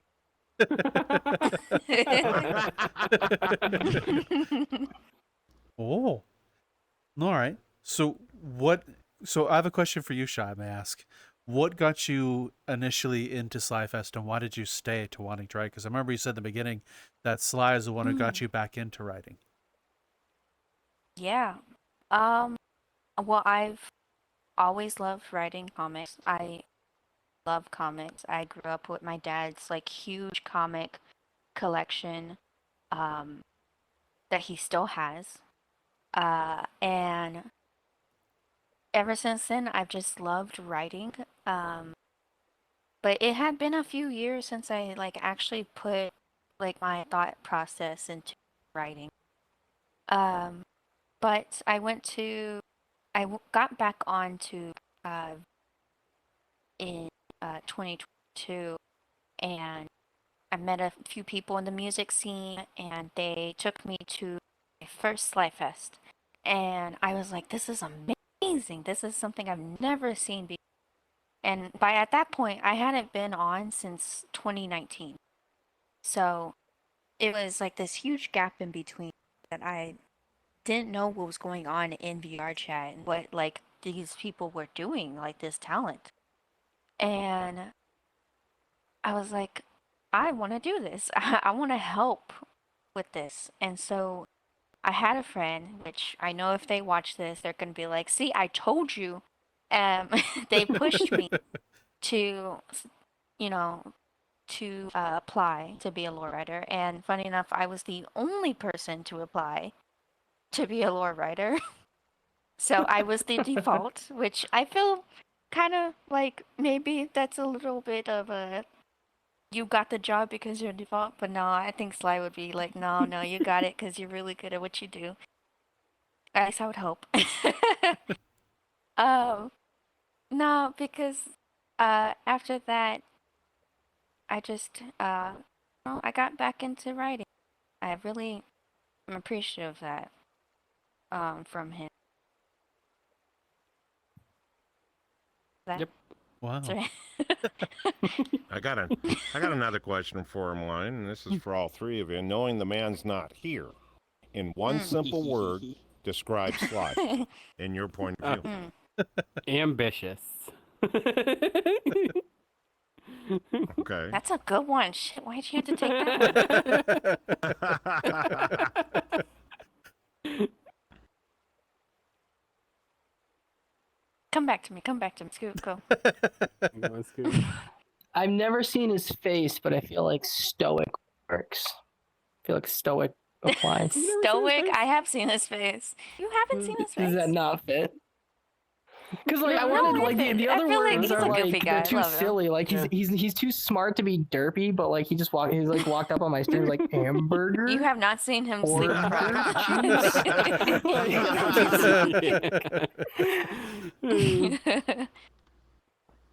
Gonna do like a dash like professionally derp. I don't know. Stoic. He's man stoic. What'd you say? You said ambitious, right? Yeah, I said ambitious. Scoot said Ah. stoic. Can I look at your homework? I had a word and now I can't think of it. Yeah, give me a minute. Yeah. We all This love our happens friend. with me a lot. Sometimes I'll have like a word on the top of my head and then I just can't think of it. I should have wrote it down.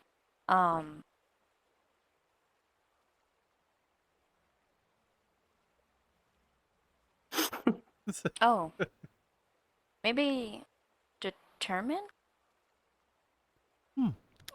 I feel like that works. Yeah, determined still works. Aquatic. Yeah, aquatic. Aquatic. You'd also say leader too. Yeah. Just because, yeah. I mean, aquatic does work, I suppose. Yeah. Whale. I feel like Alright. I think the reason why I chose determined was because he's always determined to find something more. He's always trying to do more. He's always, even though sometimes we tell him no because he needs a break, but he won't listen to us. The man will keep on working, and I think that's one thing I find inspiring about him is that he's always trying to do more. Yeah, he's a very good leader, I would say, Yeah. just in general. That's the main reason we all rally behind him, because it's, like it is in the name, right? SlyFest, right? Like, but it is an event where he wouldn't be able to do it on his own, right? As cool as he is, right? It's just like not to talk ourselves up too much at all, but we're kind of the real Yeah, players. we're kind of the cool. Gotcha. Understandable. I have another question for Wow. you all. What was the first time you met Sly? For all of you. Was that a world meetup for me? And then I mentioned that we both had a mutual friend, and so I had a mutual friend had hyped both of us up to each other. So when we did meet each other, we just kind of like already knew who we were. So I think that You're helped. like, oh, who is this dud? Yeah. Each other.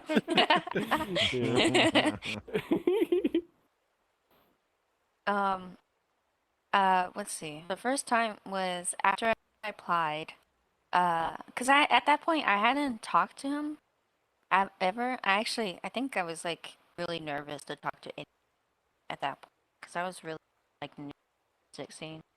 But he texted me out of nowhere on Discord and was like, "Hey, I saw you applied for a writer. Would you want to meet, talk more about it?" And so we got on a call, and yeah, that was like, it was really nice because he introduced himself, talked about where he wanted it to go. Yeah, it was nice.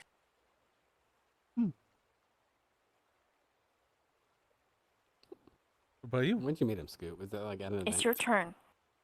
I don't think I knew that I met him when I first met him. I don't know when I actually first met him. Oh I no. think I've only had one extended conversation with the man in my life, and it was still under 30 minutes. I'm gonna be 100% with you. Probably. Inside or if you outside include of promo SlyFest? meetings, that kind of helps. Kinda. You talk to him more in meetings.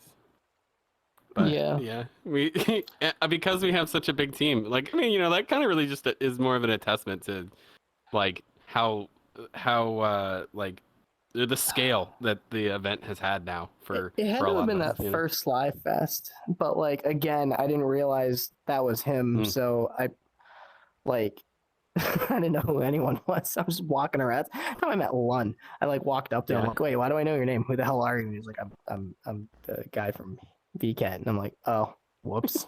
And I did the same thing in the Sly. I was like, "Oh, who's that?" There's such as a fire DJ. Hey, one Sly going on. They just went on, and it was great. And I'm like, "Oh, tight." The funniest thing about SlyFest to me has been that we've had DJs that were, you know, like it was their first time doing like a large event like this, like ever. Like they'd never really done any IRL stuff. Maybe they'd been like kind of DJing for their friends and stuff, like, you know, getting the hang of it. And then like immediately after them, we would have like a big name DJ that's been like that's like actually DJ'd in IRL clubs with like thousands of people or whatever, you know, like that kind of thing.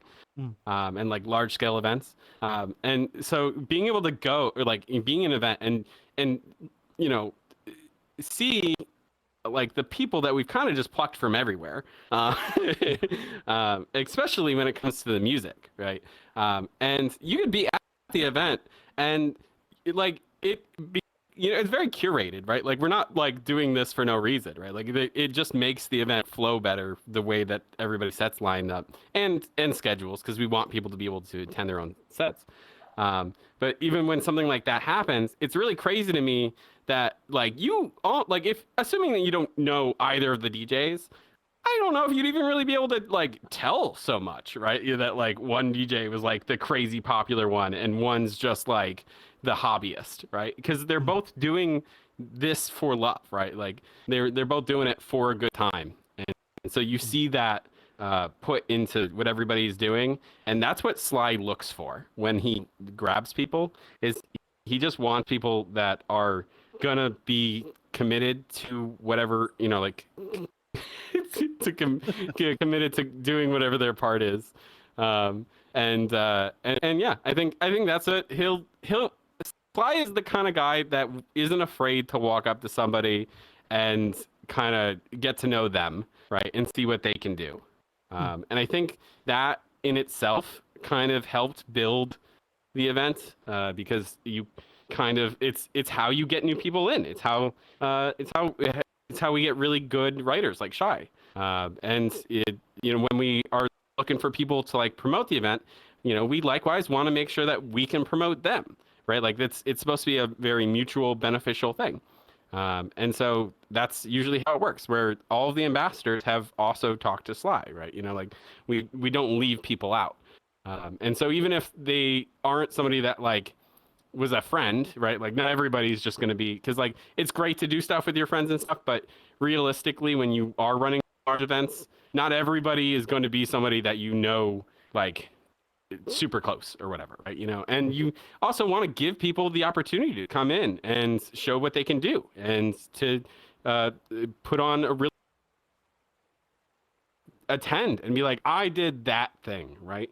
And it may not be like the biggest part, right? You know, but just the fact that you like helped with like the lighting in the world or something, right? You know, just like one piece that brings the whole experience together. It is really well, yeah, that's what matters. So sorry, kind of overtook that. No, you're good. You're good.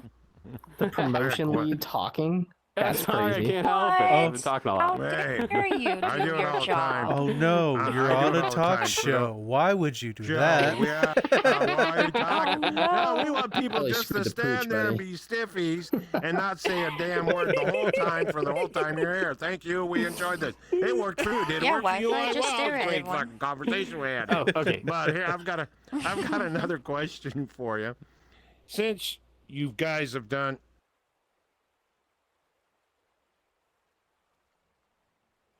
I'm just waiting for the camera to come back. Oh. Oh. Okay. I said you just moved the crowd. I go, okay, what's it doing? You never God, I interrupt thought when I somebody's got a plan. I thought it was okay. Well, We got to stop. All right. Okay, question. Okay, the question is, oh my God. Okay, since you guys have been doing what the setup and everything, have you actually met anybody in person, a group or more, since you've started what you have in real life? Yes. No, I see what he was doing. Okay. Yeah, when it comes to SlyFest specifically, there's actually a whole bunch of the people from the event that I've met over the years. Between an ex that I had that I dated and moved in with me, and we lived together for a while, and a whole bunch of the DJs that have come through that I've gone and partied with. I have probably met IRL a good like 20 people or so, just from just coming to SlyFest, just like IRL at some point in time later. And I know for a number of years, there was like a really big meetup at Second Sky, Porter Robinson's like IRL festival thing that he does or did. I think they're still doing that, right? Anyway, and so like with that, yeah, no, I have to check. It's been a couple years. But like Sly, for example, met up with pretty much everybody that went to that event after the first SlyFest. And that was a lot of people, right? Like there was basically like a large, like border, like close to like 40 people or so or whatever that were like at this one festival there, that just grouped up together for like one picture and then maybe like had like a dinner or something together later. But yeah, it is pretty crazy. Like the connections that have been made just from coming to a virtual event and then later bringing it IRL. And I know Shai mentioned, meeting like her boyfriend and everything in VR. But Scoot, have you met people IRL from? Yeah. There's actually a handful of people I was supposed to meet IRL, and then I literally worked through it, staying at home, Lamau. But my first club, Club AU, there was a meetup in Tennessee, Pigeon Forge, I think it was. One of the most legendary week or 2 weeks of my life. The owner of the club, Carson, got a big ass cabin, and everybody threw it out. I was supposed to bring a bunch of money, and then my contract ran out, and everyone was nice enough to pay for me, so it was really nice. Super self-conscious about that, but it was still a good time. His cousin, who worked for Old Smokies, got us like gallons and gallons and gallons of freshly made, like as fresh as you can get it, like whiskey of all different types of flavors. There was like Nice. peach habanero and like ghost pepper, and there were like candy flavors and like and just anything you could think of. And we went to different arcades, and it was intense. There was this one because especially back then, because like AU was the kind of place that like 30 or 50 people could be in a Discord call, all doing different things, and the culture was just clean enough that people weren't talking over each other. You could work, and it's not because everyone was quiet. That was just the culture. It was so refined. That was the etiquette. And the whole like, can I get a oh yeah? So we're at Pigeon Forge at this like big U-shaped plaza, and we were at an Old Smokies thing, and someone made a joke, and I looked at Carson, and he's like, I don't care. And I looked at his cousin, and he gives me one of these. And I just screamed, can I get a? And then it was like a wave going around the building, like just, oh yeah, just all the way around. And it made it all the way back to us. And it was fantastic. That was one of the best weeks of my life. I got to meet Cece, Carson, Zafia, a whole bunch of names no one knows. Shiny, Oymate, Cruel. Man, I'm not even gonna try to remember everyone because I'm gonna leave people out. Like Tiny was there. It was cracked. It was a fantastic. I would do something like that again in a heartbeat. They ask me back every year. This is the first year I have money, and I'm gonna put it towards like not fun for the first year because maybe I don't have that money next year. Lamo. Proud of you. But if I do have this money next year, I'm going. I don't care. I'm bringing $5,000 and we're going back. Like, especially if we're going to be in Pigeon Forge. Oh, that's a good tagline. If you don't have money, come to SlyFest. We got you. Well, we still want people to donate. Yeah. If you do have money, definitely come to SlyFest. Okay. There you go. There you go. Donate to Come to Juice. SlyFest and donate someone else's money. Exactly. Why use yours? Use somebody else's. What the hell? Hey, dude, you got $20? Hey, I donated. It's You not got mine. your It's mom's borrowed from credit me. card. Oh yeah. Just borrow it, Mom. You know, I have a question for all three of you. Since putting on the plastic potato we all wear on our face right now, did you expect the journey you've been on since coming to VR chat? Dear God, no. So No. many plastic potatoes. Oh yeah, I'm totally wearing one right now. I got 2 big screens. Okay. It's yeah. I mean, no, I don't think anybody could, right? Like, I don't think anybody would be like, oh yeah, I'm gonna fly across the country multiple times for friends I met online, and you know, don't even know the real names. $8,000 to go sit in the same room. The same way. Yeah. But you know, I did overall, right? You know, like I've thought back, like if I could go back and just slap it out of my hands, right? You know, before I put the headset on, the one time that probably like really ruined me.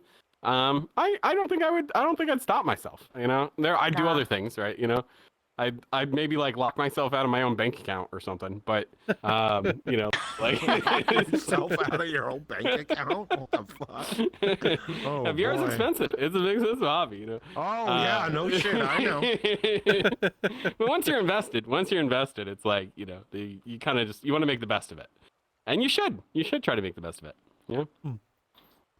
Or maybe pack away a whole bunch of extra index controllers so that you can resell them in 5 years. I don't know. Those are expensive. Oh yeah.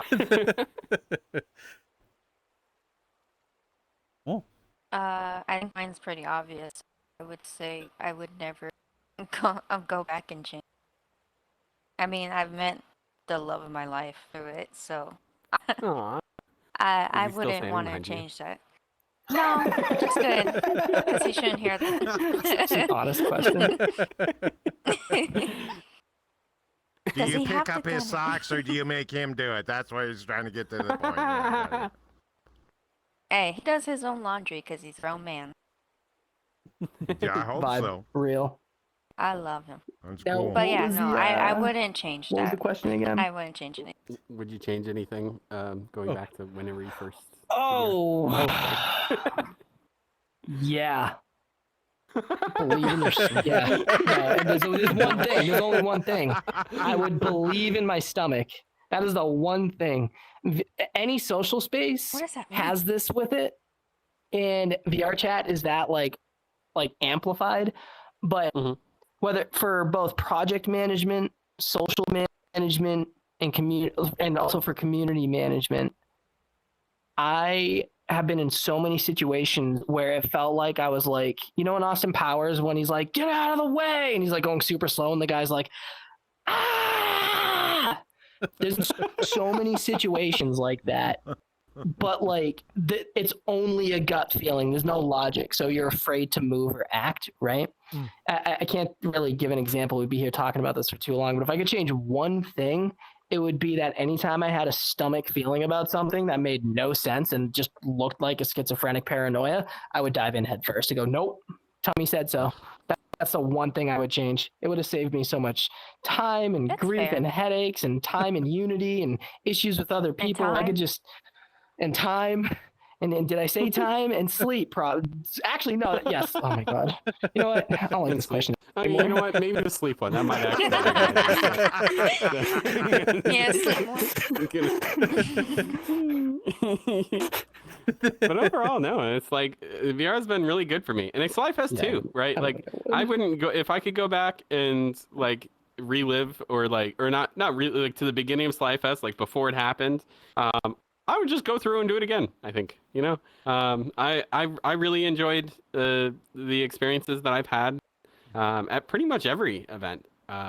especially for SlyFest, but like, like VR in general has had some bangers. If I could go back to like old Shelter, oh yeah, I mean honestly, those are good times. But now I would go back and I'd be like, nobody's got face tracking. What is this trash? Yeah. Why can't I play with any of these ears, dude? What is this? Where's the fizz buttons? Yeah, like why am I lagging? So much? How long have you been here? In VR chat? Well, yeah, it's about the same as you. 20 like. Do you 2018 is remember when I really started video playing a lot. players only worked with Spotify?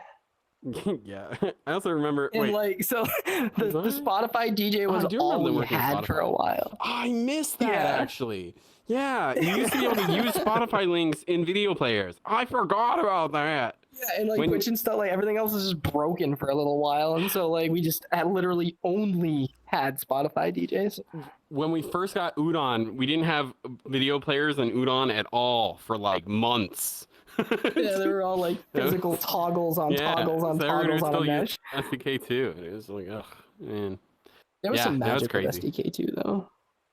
Yeah, Sometimes I see kinda. a modernized SDK to Avatar, and it's like looking at a Cadillac from like a lot of years ago or something. Like you're just like, wow, I do miss. that's really I nice. miss making worlds back in like 2018, 2019. Like it was easier. Well, certain things were easier. The documentation is better ever than like if you're a creative person and you want to get into making avatars of worlds, it is the best time of all time.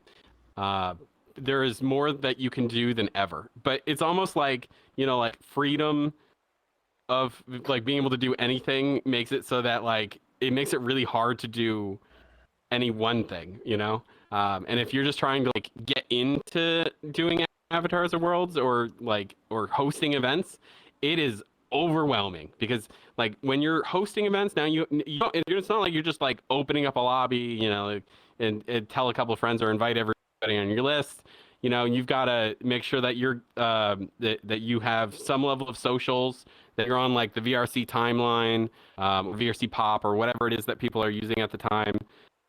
You want to ideally have the in-game like group events going, and you're most likely going to have like queues and it looks like Scoot crashed, so we'll give him a minute for that. But he'll be back. I haven't been around in 2018. I started in 2020, but seeing VR chat and the scene grow, at least from my time here, has been almost exponential. Like SDK2, and then how Worlds even evolved as well over time is crazy to me. Because I remember when things were not as developed world-wise, but like something changed 2, 3, 4 or so years ago, and things just compounded very quickly.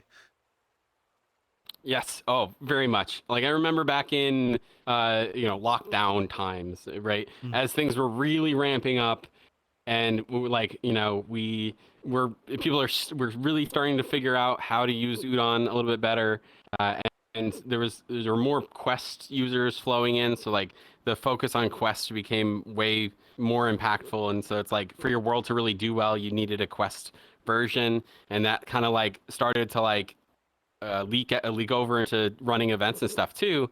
And so like with that, like SlyFest is something that we try to make Quest compatible, and that can be hard, right? Like it can be really difficult to do Quest compatible events, and it's just that added layer of complexity that does make a difference. And because you can actively see it, like if you're somebody that keeps up on patch notes, you'll see the differences that things make, right? Like even the recent like avatar raycasting or whatever that was added, which is super cool, right? Like where you can like do like box raycast or whatever, however it works. I forget off the top of my head. From avatars, super useful, and you can use it for a million different things. But it's like almost adding an expectation of people using, like taking advantage of all of these things. You have to find that balance, and like just learning how to make stuff from the beginning, whether or not it's stuff that's like Frankenstein together, or if you're doing stuff from scratch. The workflow takes a good bit of time to get. Oh, did Scoot send you the email? Yeah, I got it. Okay, yeah, he's on his way back. It takes a while. It takes a while to get really in the swing of like knowing what you're doing, you know. And yeah, right now there's so many tutorials and resources. So as long as like you like kind of have an idea of what you're like focused on, like what your goal is, you can work towards that. Like for anything right now, event, avatar, world, you want to have something in mind of what you want to do.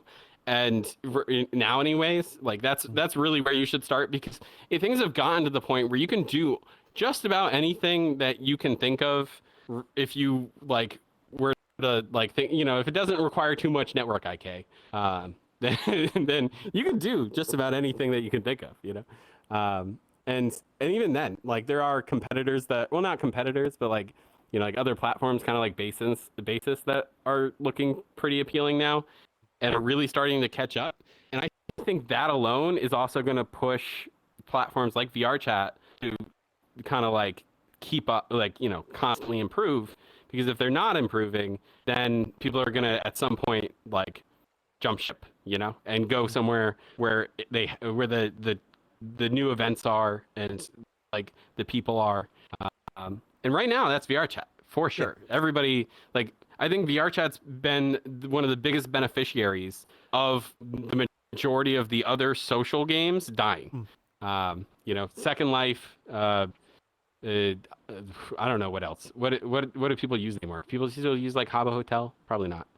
But, Habbo like, Hotel. To be fair, to defend Second Life and Habbo Hotel, Second Life is still going. Like it's still pretty active base, Yeah. and Habbo Hotel was Second Life's brought still pretty back powerful. on a fan server, I think. Oh no, they did it was Habbo Classic or whatever. I think that's an official thing. Like they brought back like the original, but it was like the original version or whatever, because they kind of like went the crypto route or whatever and ruined it, kind of like Neos did. Neos kind of did that. They ruined it a little bit, and then yeah, I mean, now we're kind of at the point where there's just a lot that people expect, you know, feature wise. And so for like any platform to catch up is really hard, but it's also really hard, like, or it's really easy for the existing platforms to lose their audience. Like I think IMVU has recently had a lot of people kind of migrating towards VRChat. And I think that's kind of on them for probably not really like developing like, or like thinking ahead and like actually like building on it or whatever. But yeah, I just don't think that there's very good alternatives right now, especially if you're in the music scene. You know, like I honestly, I can't imagine. I mean, like there are other competitors that will do music events because it is a huge appeal of VR. But you know, the audience is here, and you know, people want to be around their friends, right? And people want to be places where you know, like where it's popular, and you can occasionally go to like a public type or like semi-public. You know, like you have to like join a group, like group public sort of thing, which is a great way to meet people because you're essentially getting like-minded folks that are into the same interests as you, music or otherwise. Like Virality's coming up this weekend. I'm really excited for all of the DJs and stuff there. Like that's fun. Yeah. It's... I guess with the whole VR chat thing, it's shows how much that VR chat does care about the community and what they do, and I think that's probably one of the most things that stand out to me as a person looking at the other platforms is how VR chat interacts with its community. I think that's probably the most important thing that would draw a lot of people here and shows with how it's grown. Like I think of VRChat, I was talking with a friend of mine. VRChat is a funny anomaly on Steam where everything else after 5 years peters out. But if you look at VRChat, it's like a 45-degree angle up every year after year. Yeah. I remember back in like 2019, like after, like it was before the Quest boom, but after like the Knuckles like wave. And everything had it had like fallen a little bit, but then like I remember like there was like a specific period of time in like 2019 I was doing a lot of like role play stuff and everything at the time, and it was, you know, like people calling VR chat a dead game was really like people would say it, but like not seriously, right? You know, like it was a meme, right? And this is like 7 years ago, so like clearly, I don't think it died, right? You know, No. like or if it did, it's really really slow down. But but at the time, even like it depending on like where you looked at the chart, because yeah, okay, there was a huge like burst of people that came in at the like end of 2017, early 2018, and you can see it on the charts. But I'll even though like there was a very like a very adamant player base that stuck around. There's a lot of people from that time that I would say like went off. They went off and like once they got the meme out of their system. They left, and then what they ended up doing was they came back, right? Like either like a year plus in, maybe like around when like the Quest first came out. That's when like you just saw like the number in general, and not even like just from Quest, like you know like across the platforms like on Steam VR and everything.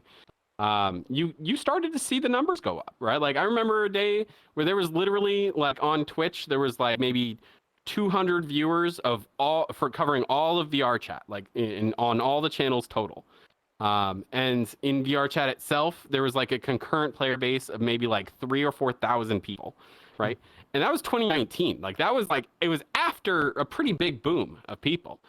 That's getting pretty low. Like if you think about it, for like the entire platform to only have a few thousand people when it had even at the time a good number of people employed. You know, like there had to be people that were dedicated and saw the potential of what they were building, and knowing that it was going to garner an audience. And if people didn't have that conviction, like early on, it wouldn't have worked, you know. And doing any event, even now, you have to have some conviction, you know, that what you're doing fits a need. Like, cause like, and if it really, if you feel like there's something that isn't being served, right? Like that there's a type of content, you know, that people really want, whether it be like I've seen like country music lobbies and stuff, which isn't necessarily my personal cup of tea too much, but I can respect it and I can hang out with people. Those kick off. Yeah, they kick off. Yeah, I honestly never saw that coming. I never really saw that coming, but they can be super popular. And then in Japan, VR chat has just boomed. It is so popular. It is basically mainstream. You know, is very impressive.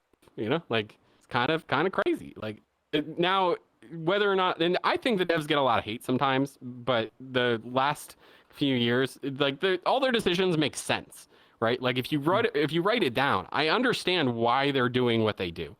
Right, like it's been a minute. The last time that I got kind of annoyed with the devs was probably when they added anti-cheat, and I think a lot of people agree on that, you know.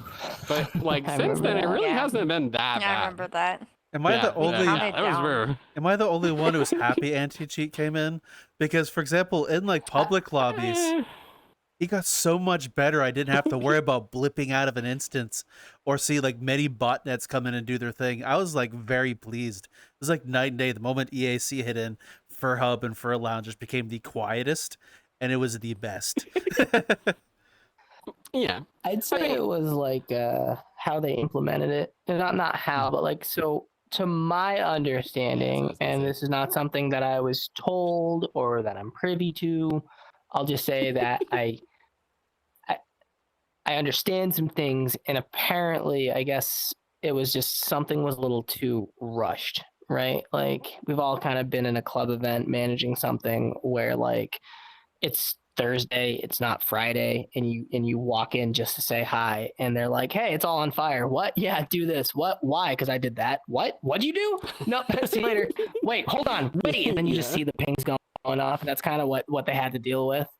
The implementation was terrible, but I mean the system could be so much worse than what it actually got. If they delivered it properly, I think it would have been probably well received.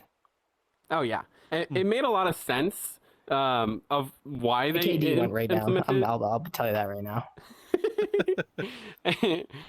Yeah, like at the time, like the biggest problem was like Scoo was just saying that they just didn't like announce it ahead of time, like in VR chat, like if you don't like announce events beforehand, right, like nobody's gonna, well, I mean, like pop-ups are cool, like they can be okay if it's a positive. Yeah, you have to do months of right? promo But, or a pop-up. There's no in yeah. between. Doing like implementing an anti-cheat that completely breaks Linux, makes it so that you, Not good and for a like pop-up.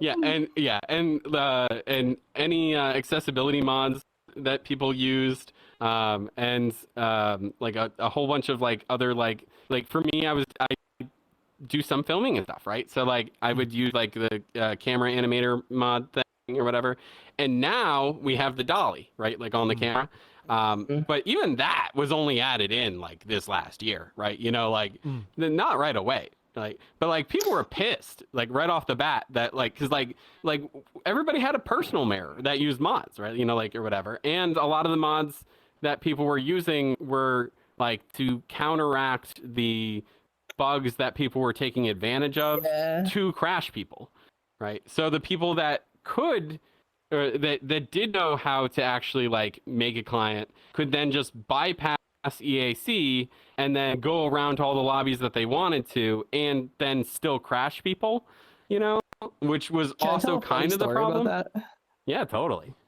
If anything, it was worse because then you didn't have the anti-crash. Yeah, we had I never used anything like, what was that purple one that everyone had? The funny anime name here client. I never used any of those, but I had a friend of mine at one point when I got real deep into event management, set me up. What was it? Melon Loader that we all used to use. Melon Loader was like the base one thing. Yeah, they gave me like a bunch of custom stuff on it, but I remember when we lost it, like you said, it was very quiet for like a week or two, and then it got bad again. And it was funny because we were at the Oasis, and if any of you have ever been to the old 1.0 Oasis, you load into an elevator, walk up some stairs, and then you click on a mega map to kind of like get to whatever world is open. And I remember like it was yesterday because me and what was his name? Anyways, homie from the Chili Boys, we had a client user show up, but it was some script kiddie. He didn't even know how to use his own stuff. He kept coming back after we crashed him, saying, "You keep banning me," and I keep coming back. He didn't even know what his thing was doing, right? So this was clearly someone who was like paying a monthly charge for some old net stuff. But anyways, to counteract that, because they didn't do like the wipe on avatars yet, we still had a bunch of our like tool avatars, and one of them was this like anime catboy with a baseball bat. And so we had to set up this perimeter at the door because we couldn't get rid of this guy to preserve the event, where two people were at the door, and when you load it in, they'd be like, wait, and then we like pull up our bats, because if he came in, we would just crash him. And that's how he had to run the rest of that event. It was nuts. It was so much. It was kind of funny, but like that, I didn't get to enjoy the event that night. I enjoyed it because that was wild. We all were sitting there talking about like how we used to have clients and stuff, and it was fun because like someone would crash your lobby, and then it would just be you and them, and they'd look at you, and you'd be like, "Hey, buddy." So that was you, was it? When you just in a lobby and everybody in there would crash, and I do think it was a good thing that they added EAC overall. Oh yeah. Like even if I could personally choose a world with and without, I'd probably lean towards without, just like, hey, let's just fix the bugs rather than, like, anyway. But when it came to, like creator economy and VR chat's future, they couldn't allow it. There's just no way. Too much of the player base was already using them. And it's like, realistically, most people aren't using them, using extra tools like this, like even now for malicious things. Like VRCX is super popular now, right? It's super, and VRCX. I should. Yeah, and it's like, in Tupper's like, oh yeah, it's totally, it's essentially endorsed by VR chat, right? Like they're cool with it. Yeah. Like when people would get into doing clients, it's, I will say, like, that does kind of like lead you down the path of, right, like if you can find the a wholesome client, like the actually wholesome clients, then it would usually not be too hard for somebody to find the more malicious ones, right? And Wasn't so if that you're like the like name a of one of the teenager, nastier ones, Wholesome Client, or okay, all something right, like that? well, we don't have to talk about it, but Like, yeah, it was terrible. To play some favorable Yeah. devil's advocate a little bit, I want to start the statement with I never used mods in VR chat at all. Oh, Like, yeah. I was with people. I didn't know the personal mirror was a thing. I didn't know any of those other extra things was a thing.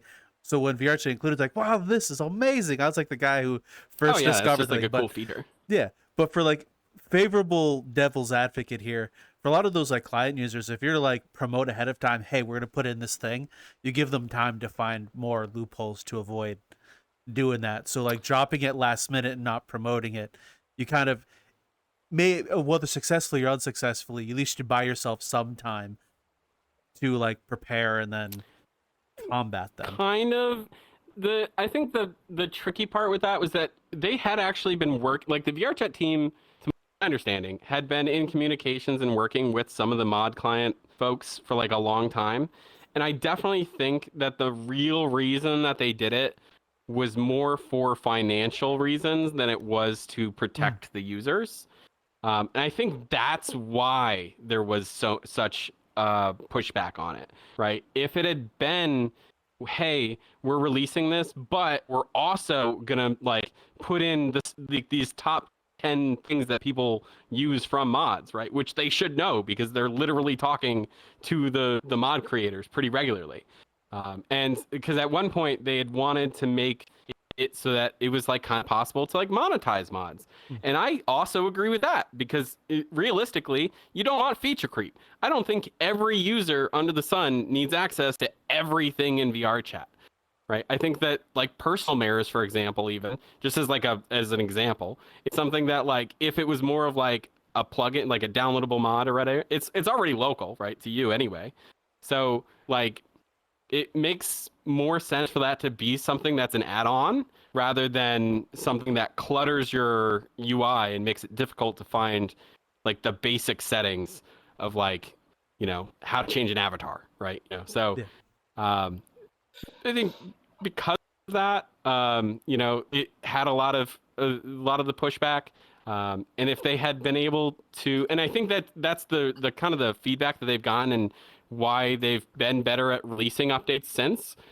Because if you make it about the players, and you know this goes for anything, events included, right? You know, like if you make it about the attendees and the players and the people that are invested in it, and rather than the you know like the profit or the or I mean, you know, security is important too, but you know, like if rather than a profit, I suppose, you know, then people will receive it just a million times better.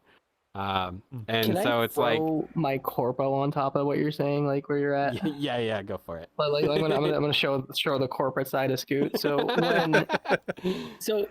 if you stop for a moment and look around you, no matter what you're doing in VR chat, it's user created. Going back to what I was saying about like how much you'd have to pay developers to do all this. So back when I used to run telecom, I started with like, you know, Verizon, Sprint, and AT&T plus their subsidiaries, either through like Market Source or Target or Best Buy or something. I eventually became a Verizon BPL, vendor paid labor, and I remember how peak Verizon was as a service. Obviously, you got a good sales rep. You didn't get some dingleberry who was like, "Oh, I'm going to put a bunch of stuff on your account that doesn't make any sense, and it doesn't even make me more money. So why am I doing it?" I made so much money fixing accounts for that. But anyways, for a long time, Verizon owned less than 2% of their stores. The rest was not Really? community, obviously, but it was like the major ones were franchises or called the something? big six. Yeah, they were kind of like, you had cell sales, you had Amcom Wireless, you had the other ones I don't remember because that was years ago. And the reason that worked is because there was a framework and basically a TOS that was set in place, and it allowed these ecosystems of sales and marketing and customer relationships to kind of flourish. And VR chats, like, I don't know if they noticed, someone is probably sitting back in their chair who understands this based on just how well they've been doing. But the fact that they're leaning in on the communities that have been living in their game for this long to show them what tomorrow should look like should tell you everything you need to know about whether or not they're paying attention. It's funny because like you mentioned the hate that they get. And I swear to God, Tupper was just hired as a fall guy because, like, oh, he knows how to code, so we can pretend he's not the fall guy. Because like he gets blamed for crap that has nothing to do with him all the time. What was it? It's hilarious. I always tell people that the way that I got Ministry off the ground was, like I just stole some paint off one of his yachts and sold it. Authentic paint, one of his first 3. Or actually, you know why there's you ever see a puppy girl or like a robot chick meow? Like a meow. Yeah, totally. You know why that is? What are you into? Why do they meow? So hear me out. So I found out through the grapevine that Straz likes cat girls. And you know Straz and Tupper's they're tight, right?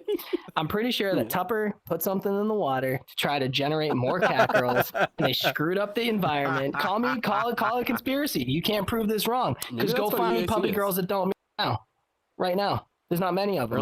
Why did that happen? Girls. True. I forgot where I was going with that. Something the like less than 1% of VR chat content is made by VR chat. The rest is players. Yeah. And they know that. They I will really say do. for running big events like this, I am glad we have everything we have now, that the team has done. Oh yeah. And like even like EAC was important at the time because it's like even though it broke things, like being able to like interact with other people's dynamic bones, it felt like there was a much faster drive after that on the development side to implement things like Fizzbones. And now that we can do stuff like Fizzbones and stuff in Worlds, that is also pretty cool, right? Like being able to do more interactive stuff like at events is going to like I think be what brings everything kind of like up a level, right? Kind of like the shader motion. Shader motion is really important. And yeah, pretty much. And then the like VRC light volumes and things like that. They add so much to like events when there's and especially when like the sheer amount of optimization that goes into it to make even like Unity 2022 is like it's been around for a minute now. I mean, right? if you hold your mirror up right now, just look at yourself while you talk. The amount of your face that's moving right now that wouldn't be moving before Fizzbones. Yeah. Oh yeah, true. Yeah. Like, and there is a little bit of no? Yeah, and the more you have tracking, the more load there is, right? So it's like even just when everybody started using dynamic bones, but well, yeah. But yeah. The more things you're tracking, the more impact it has on the servers. And even I remember when we switched from local IK to network IK. Now that was probably the update before that I hated. But long term, I understand the benefits, right? Early on it sucked because what was that world where you used to be able to like throw discs at each other? It's like battle something. Battle discs? Yeah, battle discs. Oh man, when we switched off of local IK, which was like a major nerf, right? Any like games like that, like overnight broke, or they didn't break, right? Like they still worked, but like they weren't accurate enough, so like people like without even really realizing it, because like the worlds would just kind of like die off, right? And then they kind of got replaced with more like turn-styled type of things for like the longest time, which just ends up being like a lot of drinking games and things like that. And so I think while it's important to have like that party atmosphere, it's also important to have like the genuinely welcoming like event party atmosphere where you can like you have other things to do and other games to play. Yes, Scoot? So event party atmosphere where SlyFest, but last year's Virtua Fest had it was 3 days, 3 different worlds. The last one was like super like event spacey, like it was really musical. It was for like it was like modeled after like the dome thing from Final Fantasy X and X-2. But there was the first night you skateboard and the map. You could pick up a skateboard, you could step on it, and you can go grinding around while the DJ was playing in the map. And then the next That's one, fun. you Yes, could that whip was so cars much around. fun. It was a drift map, and it's funny because we got the Yeah. LPD. Like I called up Carrot and I was like, "Yo, there's an illegal car show going on in VR chat right now. You guys should come raid." And Lily was so pissed. We all got That's handcuffed. funny. It was great.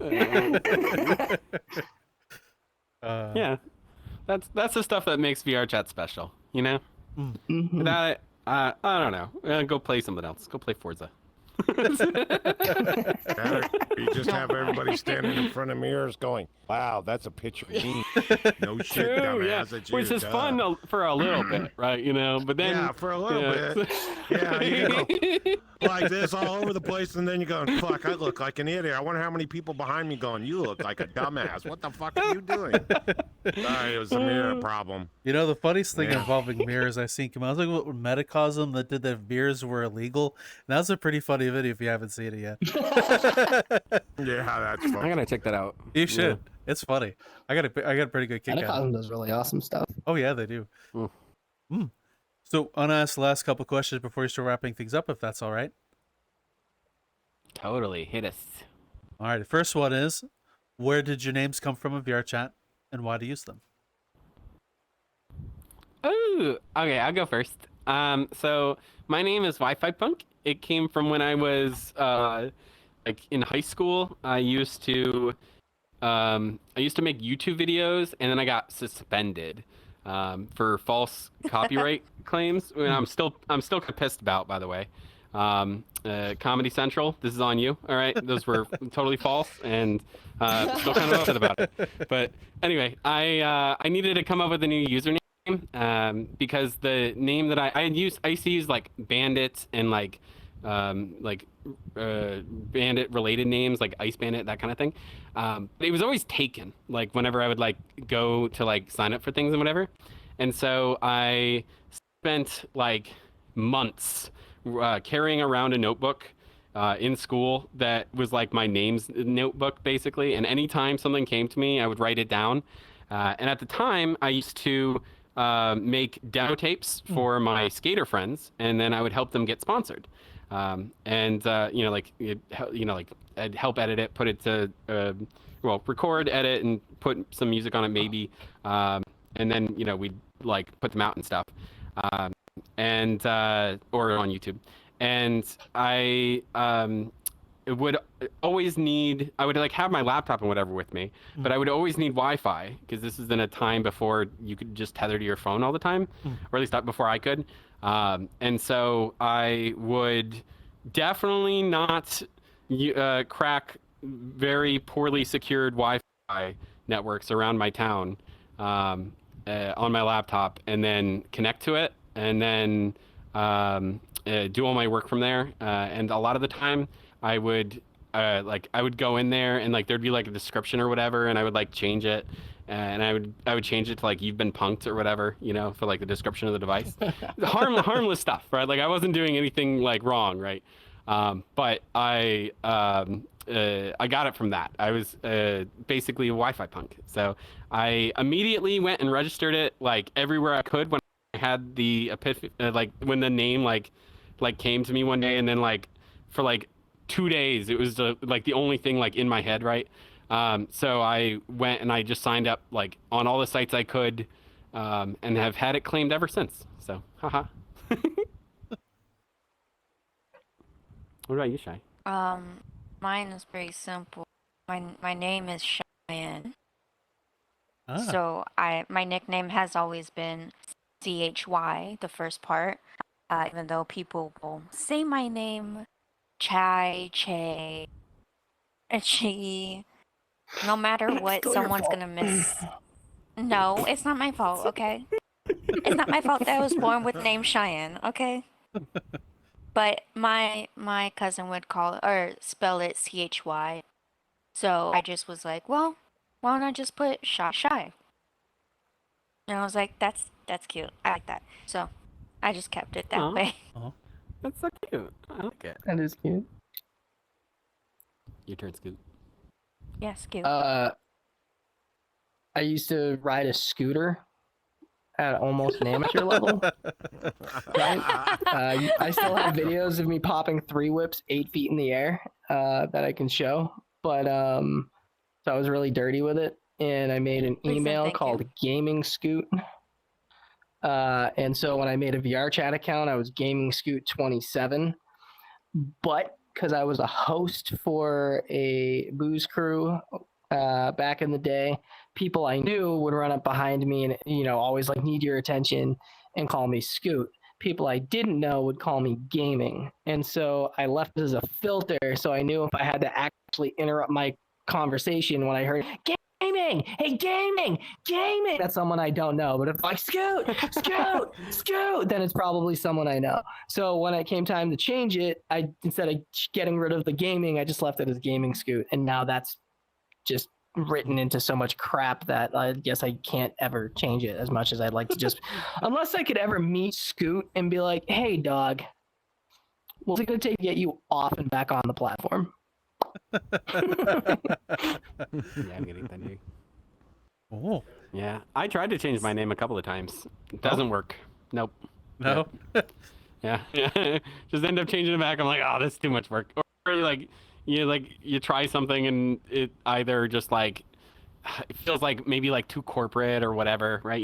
Because it's like I know for a while I wanted to be more professional, but then I realized that being kind of like, what's a good way of putting it? Like edgy almost, right? Was almost good for my brand. So I just kind of stuck with it. I always say that being professional is not doing some stupid corporate dance. It's being clear and concise. Never has someone read, I hope this email finds you well, and went, thank God. Like not once. Like no one's ever looked at a fully thought out email and been like, that could have been like 2. Like that, like like if an F-bomb gets the point across better than an email chain, I think it's more professional to use the F-bomb. And that is coming from someone who has worked a lot of corporate jobs. And the next question is, the avatars you're in, why did you choose them? And is there anything about them that means anything to you? Oh snap! Okay, so I'm in a Ruru Abbey by the person I forgot the name of, and I really like this Abbey, and they did a really good job, and they should keep making good Abbeys. I am very much like a chronic avatar hopper, and so for me, like the traits are like I need to be able to have blue hair or like blue gradient hair, right? And then preferably blue eyes. So everything beyond that ends up being a bonus. And when I can find one that I can like really customize, that helps a lot. But I think for me, I just kind of will hop around based on like the friend group I'm with, right? Like if I'm memeing, I've got like a more memey Abby, or I've got like my super opty ones, and so for me, yeah, it's more about having the characteristics that I like, and the potential future configurability, like I want to be able to edit it. Okay. What about you, Shy? Well, this is a veil. It was like the first Abby that I've ever actually like put together successfully. So I was very proud of myself, and to even get a veil down to a medium status was like a pat on my back. So proud of myself for that. She has no legs.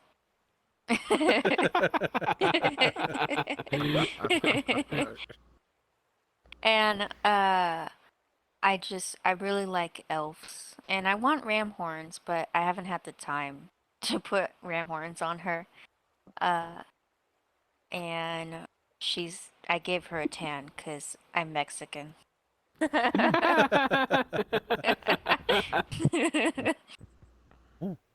Scoot?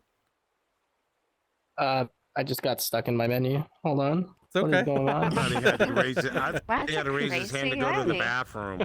Like seriously.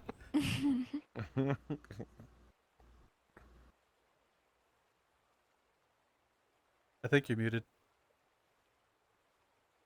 wow. Oh my god. This is a heavily edited Tatanka avatar. It took me I a used to wear it a solid lot second. from I was like, Bambi. for a second there, I Yeah. thought if my headset was breaking, or what was going on. So I'm glad.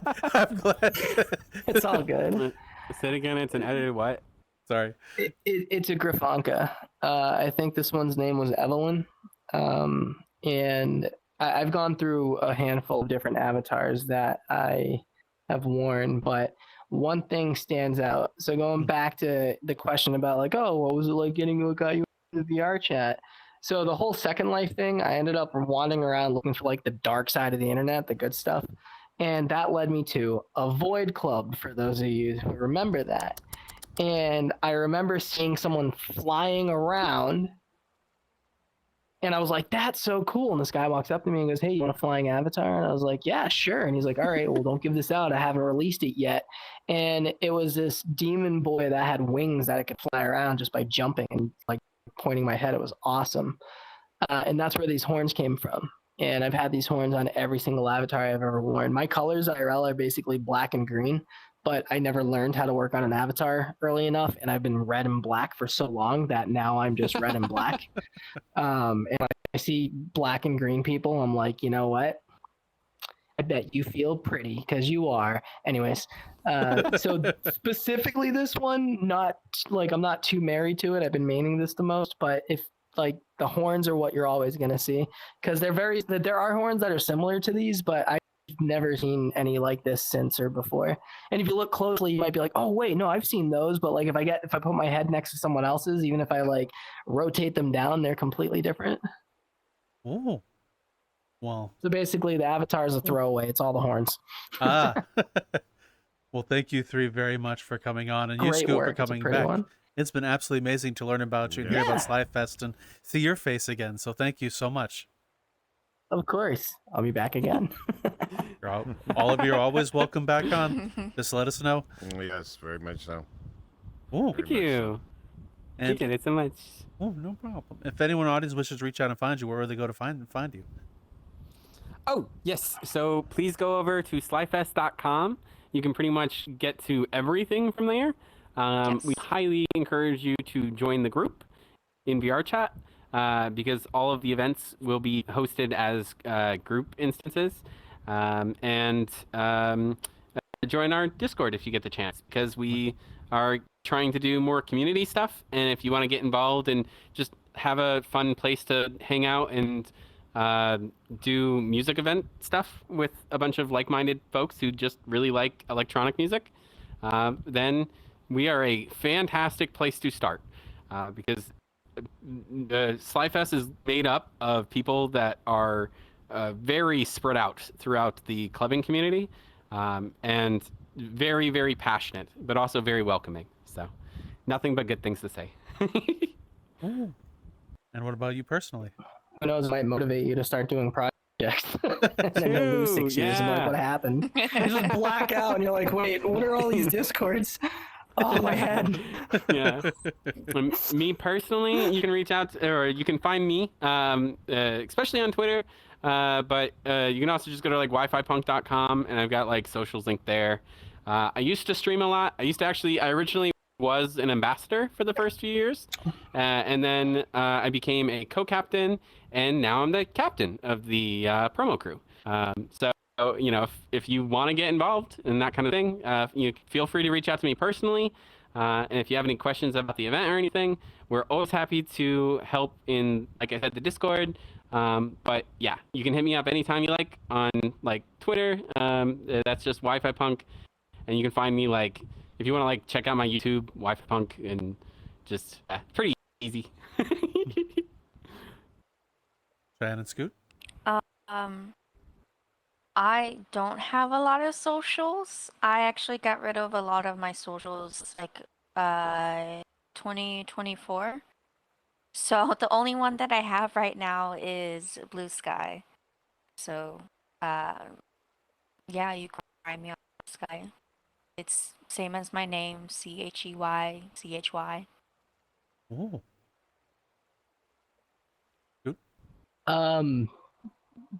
You can So my personal socials almost never get used, but if you're looking for me or something that I'm up to, um, it's either going to be at SlyFest or Ministry Promotions, which you can find me in the Discord, or any of our socials will lead you to me or one of my projects. Okay. Well, thank you all very much, and we'll be sure to have all of those for you in the audience to click and find down below. But YouTube, if you go to video description, it'll be in there. If you're Spotify, you go to the episode description. Go a little farther away, but it'll be the same place and same label for you to find. Easy, just copy paste into a browser. If YouTube, just click and off you go to all of these wonderful people's projects. And with that being said, I'll ask you the audience a question before we give it to Raptor to shut this down, which is, if you've involved or DJ'd for or been to SlyFest, tell us about it right down below. We'd love to hear all about your experiences with you DJ'd or been here. We'd love to read them. With that being said, Mr. Raptor, you know the thing. You know, like, no matter what, folks, when you are rolling around and you see these gentlemen in SlyFest and stuff like this, do me a big favor. Offer them a pillow, and if it gets desperate, just listen for the phone in the background. You might know who you're looking for. We'll talk to you later. Bye.